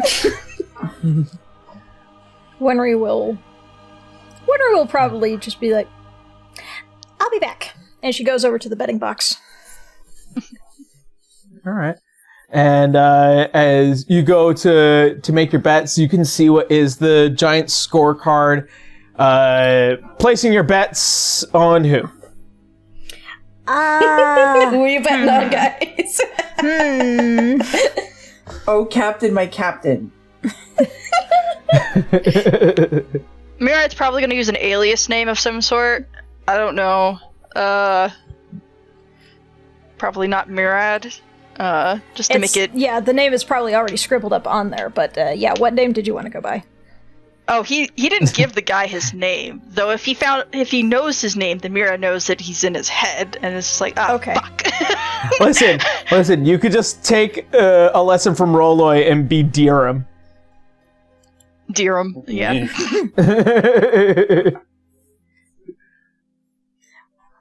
Okay. Part of me, part of Ray wants to be cheesy and just call him, Red Hot, and I was just like, Mira would not allow himself to be named that. Just like, What do you mean? Those are some pretty good candies. They're spicy as all heck, but hey, they're good. Yeah, but Mirad's corny dad, but not that corny dad. Me, on the other hand, I love that kind of shit. Alright, so Dharam it is?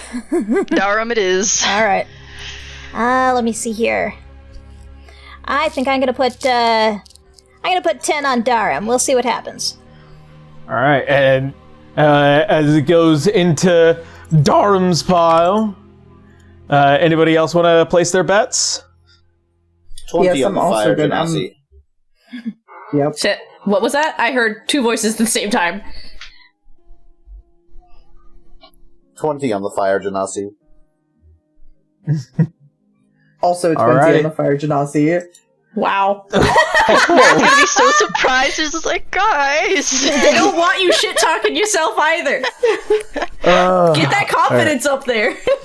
I'm gonna get 1,000 gold anyway. They're trying to support you. Just like... Alrighty.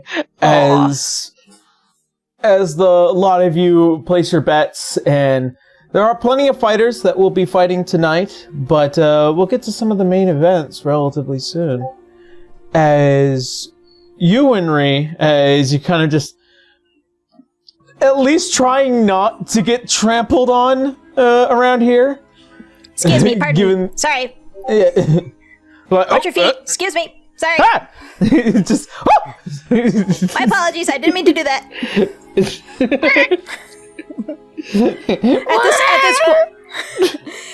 At this point, Hornsby isn't here. She would probably have had him put back on the ship, so don't worry. He's not here. He's getting in the cupboards. Yeah, We're gonna come back and he's gonna be sitting in the captain's chair. Covered in flour.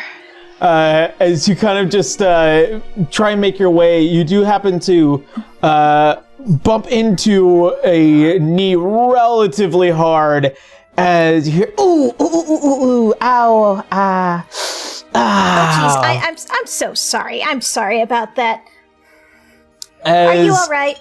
As you look up and you see these two glowing red eyes and the long golden hair kind of under the hood and a very youthful looking face. Oh, don't worry about me. She's screaming on the inside. She's screaming on the inside. Yeah, you can almost tell just by how wide the eyes kind of look, kind of gives way to a bit of crazy. Oh. Again, my sincerest apologies. I was just trying to get through and I'd happened to hit you. I am very sorry, sir. I'll be on my way. Sir, huh? Oh, my apologies. I'm so sorry. More apologies. Everything. As she leans down, she grabs both of your tiny little cheeks. As she pinches them, it's almost as if you have two massive clamps on your face. Oh. Look at you. You're just so adorable. Ooh.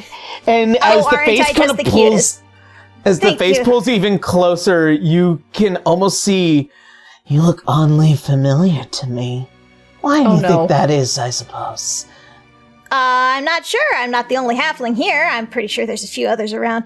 If you'll excuse me, I do have my friends to get back to. As you try and like escape, you see as she lifts you up enough to where your feet don't even touch the ground. No, stick around. Assault, please put me down. Make a scene, Winry. as she begins to kind of, as you see this tall man come over, Juno, as she drops you right there as your feet hit the ground. Oh, he's ruining my fun, Thornfalla. As you see this man as he kind of cuts through the crowd. My deepest apologies. She's sometimes a little unwell and overly excited by things she likes. As you look and see a individual just like her, only with blue eyes. Ooh. Well, I suppose no harm done. I accidentally bumped into her, and yeah, stuff happens. So I will be on my way. I don't mean to be any trouble to any of you. As he goes and reaches under the robes and he produces what looks like to be this reddish potion for your troubles. Oh no, I couldn't. I'll be fine. Please, I insist. Well, if you insist, she will take the bottle and she will hold it behind her back and she will drop it off as soon as she has the opportunity. She doesn't want this thing. Nope. As you see as those two kind of make their way, you see this young, short Lemurian girl just upsettingly kind of talk back to the taller Lemurian man himself before they're kind of dragged off into a corner to speak with this high elven woman. Meanwhile, Winry's walking away, just like the potion in one hand, she's rubbing her cheeks with the other hand. As soon as she comes through a few other people, she's probably just gonna be like, "Oops." She's just gonna pitch the potion off the side. Probably under some chairs or something. All right. As she doesn't want this thing. Yeah. She doesn't care what it is. She doesn't want it. All right. And as that comes to head, you begin to hear the sound of a bell ring kind of ding, ding, ding, ding, before you begin to notice that the entirety of the building becomes a little bit quieter as all of them begin to look and turn towards the center. And approaching out is a small dwarven woman as she presents to all that are in attendance. I gladly welcome all of you to another night at the Fireball. Tonight, we have 6 competitors from across this wonderful city. I would hope that you will enjoy each and every challenge. And feel free to place your bets on who will win. Before taking a bow and then returning back as the two of you are drawn to make your way towards the back in the locker area. Can I, I was gonna do this, but I'm gonna eat my goodie. I'm gonna make it clear that Merad makes a goodie bag for everybody every day. Yeah. It might not be a bad idea for all of us to just look at these snacks that we got at the concession stand. Okay, a D6. Yeah, D6. It's a D6 for temporary hit points, and you gain one normal hit point, but you should be already full. I rolled a 1, so a 7 went to an 8. I got 5. And as such, as a lot of you slowly make your way to the back, you hear as the first couple of challenge commence, and you see with what looks like to be a rather sizable human man up against a rather intense looking high elven woman. Combat lasts for quite a bit of time before the man ends up eating the fucking dirt. Nice. come round to the next challenge. As the first to be called up is Cotton. And an individual... Excuse me while I grab his stat block. We're not going to be fighting each other? Aaron. Not right now. What are you giggling about? I don't like this. And it will say yes, she will immediately instant bonus rage once the round starts. Yeah. As you hear... what was your ring name? What did you call yourself? Just Briar. Briar? Okay. Yep. And being called up is Briar, and as well as Gagar Ironback. Gagar? Yep, Gagar Ironback. As you come out the first, you see that there are a ton of interested eyes on you. And then, as stepping out from under the entrance is this massive Orcan individual taking the other side. She kind of expected something like this. See, the hands are completely wrapped in these half-bloodied bandages, and this massive pot belly, but bulging muscles as well. For the sake of the argument, during this, it will be hand-to-hand combat. Damage is doubled for the sake of time. And yeah. Allow me to set the stage here real quick. So I'm assuming whatever damage rolls I make, just double it like it was a crit. Yes. Okay. And if you crit on that, times 4. Jeez! Yeah. This is so that way, in ever the case, you know. Yeah. Time for all my rolls to be shit. Let's go! Alrighty. And with that, as the two of you kind of step across from each other, you see as the hand raises, and it swipes downward as you both commence a fight. Yep. Go ahead and make me an initiative check. Okay. I was going to say, is it initiative right off the bat, or what? Yep. Oh, look at that, a 5! It made it a 6! Alrighty. Yay! I love how it tells me how this is going to go right off the bat. Oh boy. Alright. Where's my marker? Watch, he's going to Meanwhile, roll there's- like 6 nat 20s. There's a tiny little yell from the audience. Kick his ass!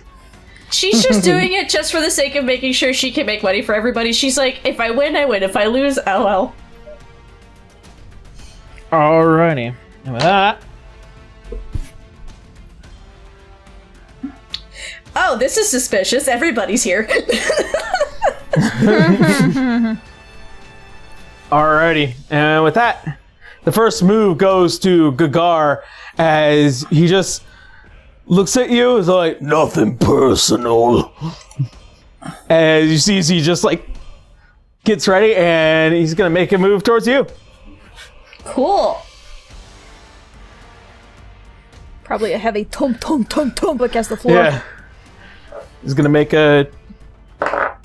The first one's gonna be a 14 to hit. Nope. And that's gonna be a 7, so as he just goes, as you just duck under just fast enough, and he tries to go for another left hook, and you just back up just in time. It's now your turn. Cool beans. Let's see.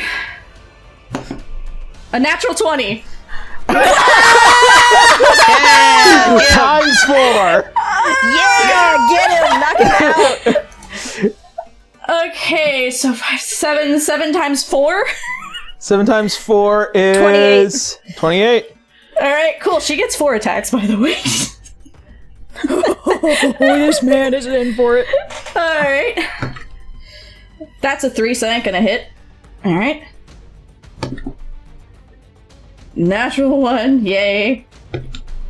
And then the last one, 16 plus 6, so That's a 22. 22. That will hit. All right. And this is just doubled. 16 points. Alright. Have to remind myself I have resistances while raging, so... To bludgeoning, yeah. piercing, slashing. Sounds Yeah. like this guy's gonna be doing bludgeoning. Here's the the fun part for him, though. I have extra shit if he hits me anyway. This is the reason why I said damage is double, is because eventually these characters will rage. Yeah. Yeah. Alrighty. Did Mira just walk into just a full barbarian fight? Yeah. And he's just the only non-barbarian? Alrighty, and as he does his 1-2, you literally just do a single body shot, and then as he goes, ugh, as you do a wild wide haymaker, as you just crack him across the face. As you do, the entire audience goes, ooh! At least I got a 20 in there somewhere. As he's just like nearly onto the ground, you see him get up and he just goes, oh. And she's just like, yeah, no hard feelings, right? Just throws the tooth off to the side. Some lucky audience member is getting a souvenir. They're just having fun. As you see, as he gets up, you can see the legs wobble a bit before he steals himself, and he's gonna come up and make his 2 attacks onto you. Moving to the fucking Hammer of Dawn for this one. Sir! Like... Did you not 20 on me now? Is that it? Yeah. Son of a whore. Oh boy. You don't even have to take a picture of it. I get it. No, he's also I'm getting hit with keeping the it gem for dragon. me. This is for me. Question: does the gem dragon also get doubled? For the sake of the argument, all damage is doubled. Cool, because he's taking 2d8 force damage from it. Alrighty. He has to make a 12 strength. Strength saving throw at 12. I know he's probably gonna make it, but still. So that's 11. So 22. Alrighty. Strength saving throw. Plus. It's gonna be an unnatural 20. Yeah. He just doesn't get pushed and it's halved, so half 22 is 11, so regardless. Yeah. Alrighty. And he's doing full damage. Halved, actually, because I'm resistant. Yeah. That's also fair. And that's gonna be... It's gonna be 32 points bludgeoning damage. So 16. As he returns in favor a very quick, wild, and powerful uppercut as you feel as your teeth clench down and your entire head kind of almost goes a little weird. Yeah, but then she opens her eye and look right back at him and he gets hit with blue force. Yeah. As he's just... As he leans back and using the momentum of going back and forward, he's gonna crack you straight over the head with a 22 to hit. Ouch. No, it doesn't hit. It's too high. No, it's too high. Too high. Alrighty. Thank you for giving us that one, Connor. And that's gonna be 10 points of bludgeoning. Half. 5. Alrighty. Alrighty, here we go. Cool, let's try this again. Woo! It's disconnected again, but it's a 19 plus 6, so I'm assuming that hits. That'll hit. Okay, so I'll do that. So that's 8 doubled, 16. Okay. 8. Alright, 12, 6, so 18 to hit. 18, that will hit. Alright. Oh, wait, sorry, that's 10, so that's 20. Sorry, I have to add the 2. Again, I rolled another one, so that's another 20. And the last 4, or last 2. That's a 3, that's not gonna hit with 9, I'm assuming. Let's see. And then the last one is a 19 to hit. 19. So yeah, 20 points of damage, 20 points of damage, miss, and then the last one, if it hits, 19? 19 hits. 14.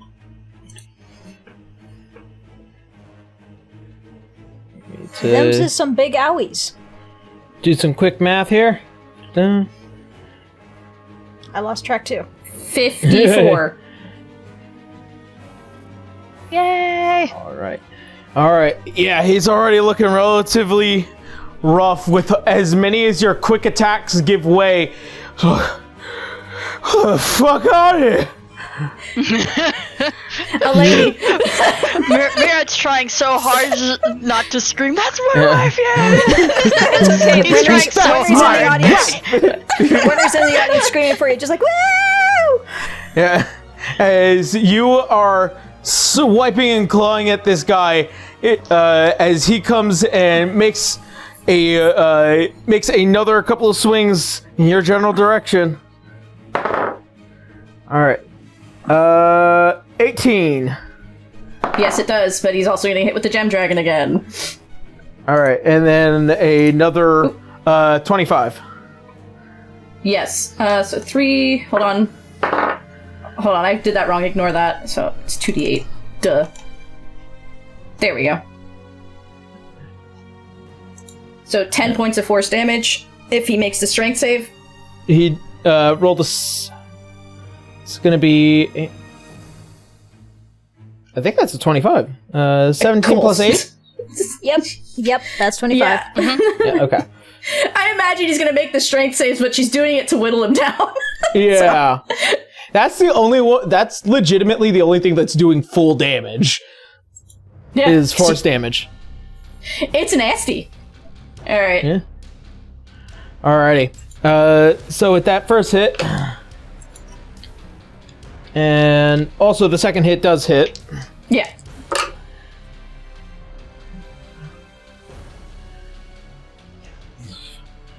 Plus 1,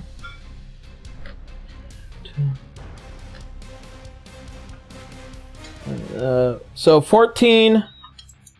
Half, so it's 7. And then 24, so 12. 12. Yep. She's still standing. All right. And as you're down here in the pits and you kind of are beginning to see as the crowd is really feeling towards your general direction, you see this guy's trying to just keep himself at least mildly balanced. Cotton, make a perception check for me real quick. As something kind of catches the corner of your eye.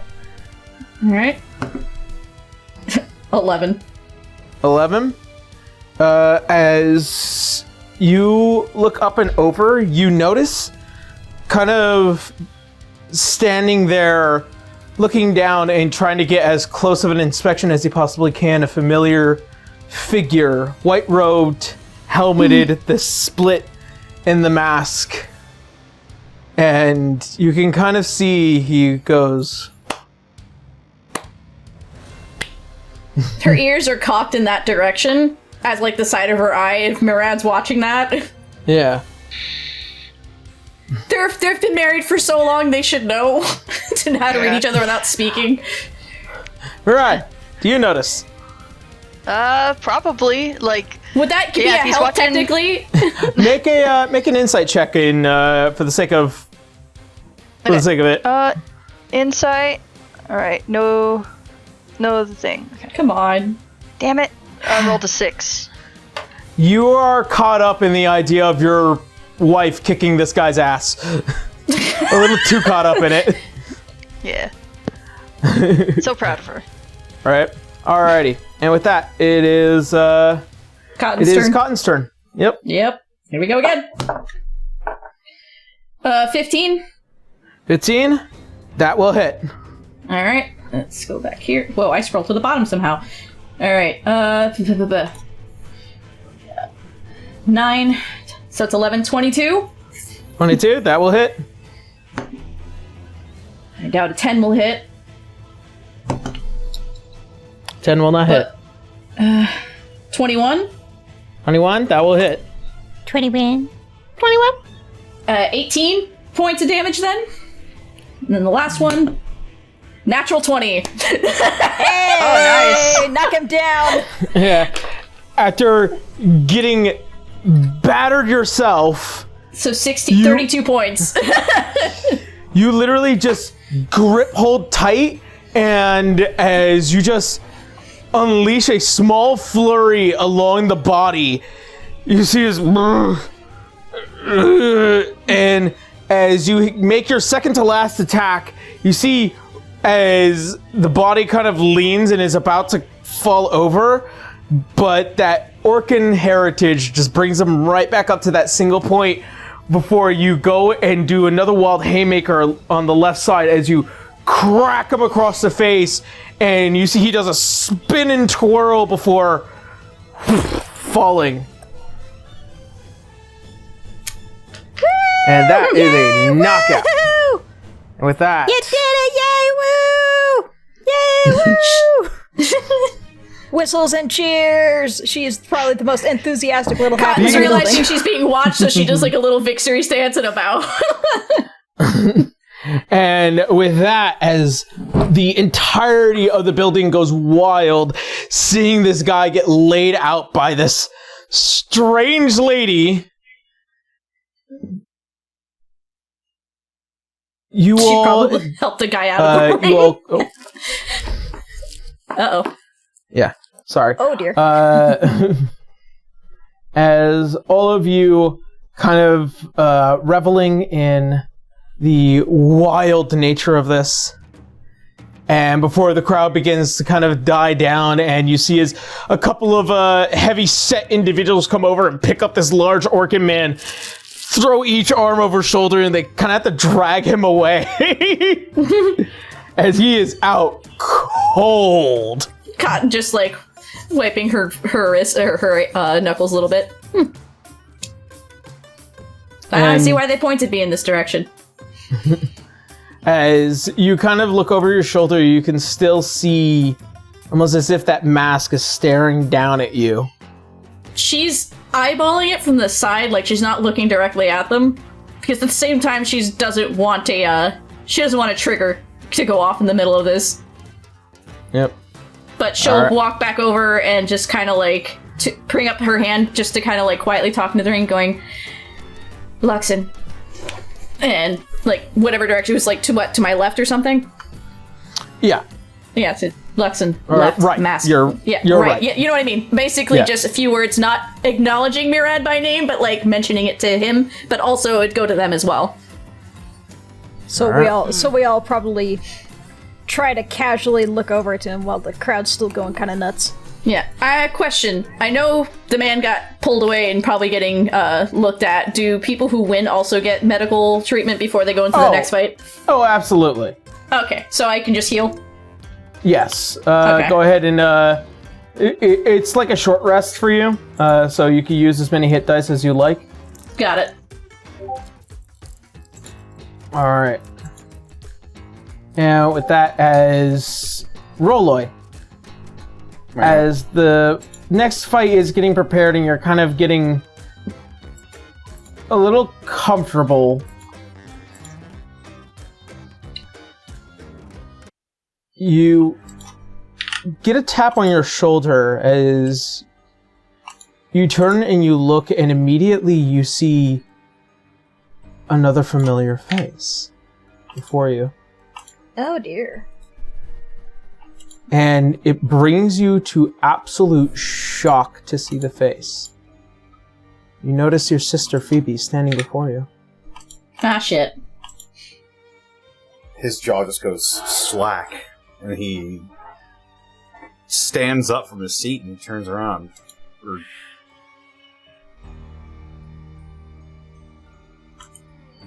need to be short. I'm not going to be here for long, but I'm here to warn you.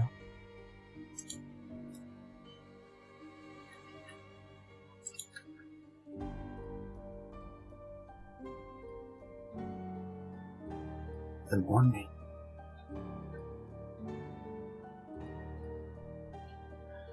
The Valus is making his way to this very tavern. For some strange reason, this place is coalesced with many an Umbrian. Figure out what it is you need, whatever information you can draw from them as quickly as possible. Keep in mind, I am not here. I'm sorry. And I love you so much. But I am sorry. He reaches up and places a hand on her shoulder. I love you too.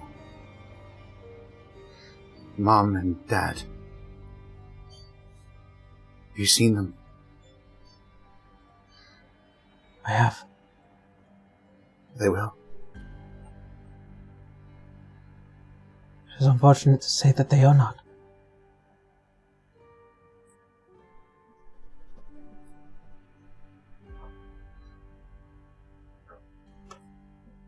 What happened? As you see, as she immediately gives you a very quick hug. He's already claimed them. I'm here to tell you to escape while you still can. Whatever it is you're here for, leave quickly. I've already gotten what I needed. As she looks and over her shoulder, you notice that man that had been described by Mirad earlier.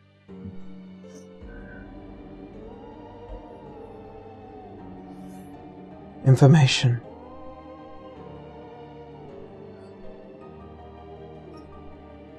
Information that will be useful for the both of us. And ways to help out Mother and Father. Whatever it is that you are searching for, do not give up on it just yet.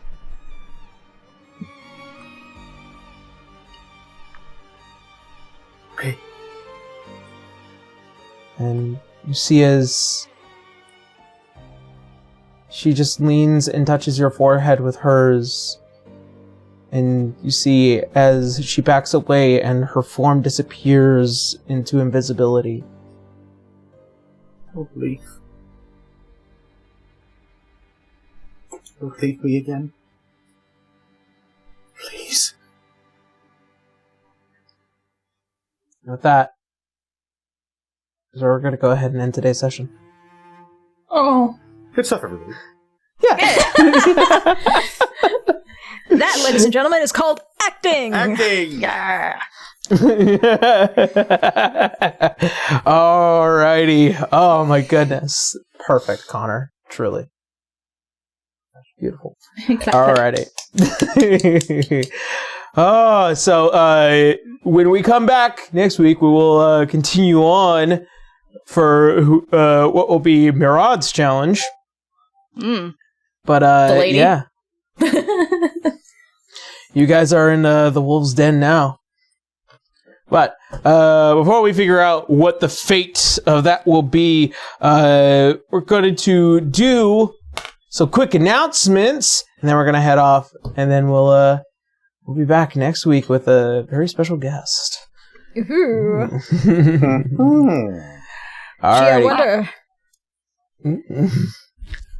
With that, so on my end, considering where the time will be, I'm relatively sure a lot of things have been handled on my end. I'm not looking forward to anything else hopefully bothering me by the time we're back to producing our episodes regularly. But yeah, much apologies to those who have been waiting this past month for us to come back. Quite luckily, we are. So there's that. I'm relatively sure my streaming schedule has not fundamentally changed since then. Mondays, Wednesdays, Fridays, over on Twitch TV/Ocean. I'm relatively sure I'm catching up on some Persona 5 stuff and Baldur's Gate, because I'm trying to play that fucking Oh, fucking break. All right. So if you guys are interested in checking out some of the live streams, I will be live streaming throughout the week. Also, I have probably also officially released 2 videos, one for the RGN channel and one for the D6 channel, talking about some of our paladins that we have been releasing. And also, given the timeline, I'm relatively sure, I have released the Urtziheimel's Firearm Magazine, which includes 3 brand new subclasses, 3 backgrounds, 3 new features, a litany of magical items, and also a new system for firearms should you wish to bring it to your table. It is available for playtesting, and you can find it over on our Patreon for, I would say just head to the Patreon. You might find yourselves a bit of a late Christmas gift, if you will. But we will also open up the general avenues for any information that you guys want to let us know. In ever the case that I might have misworded something, misspelled something, just let me know so that way I can update the document, and I'll provide a small change log for any of the stuff that you guys have been playtesting whilst we've been gone or busy. So yeah, I'm really looking forward to that.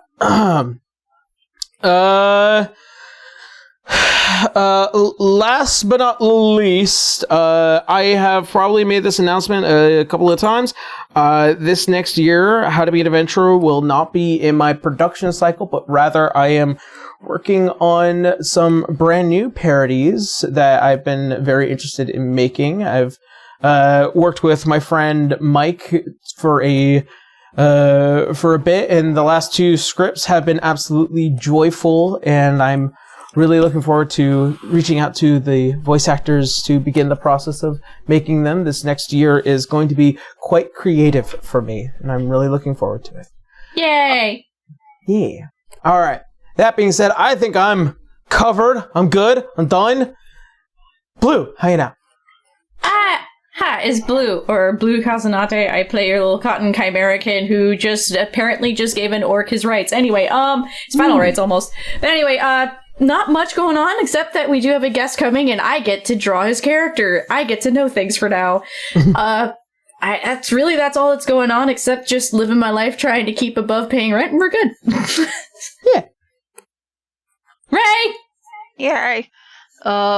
Hi, I am Ray, also known as Key Inc. _ art on Twitter, but just Key Inc. on other platforms such as Blue Sky. You can also find me as Calligraphy Inc. on Tumblr and Instagram and stuff like that. I'm trying to keep busy, but also do some of my own projects on my own side. I hope to have free time to be able to do some streaming. Don't know, just because of a lot of NDA stuff that keeps popping up.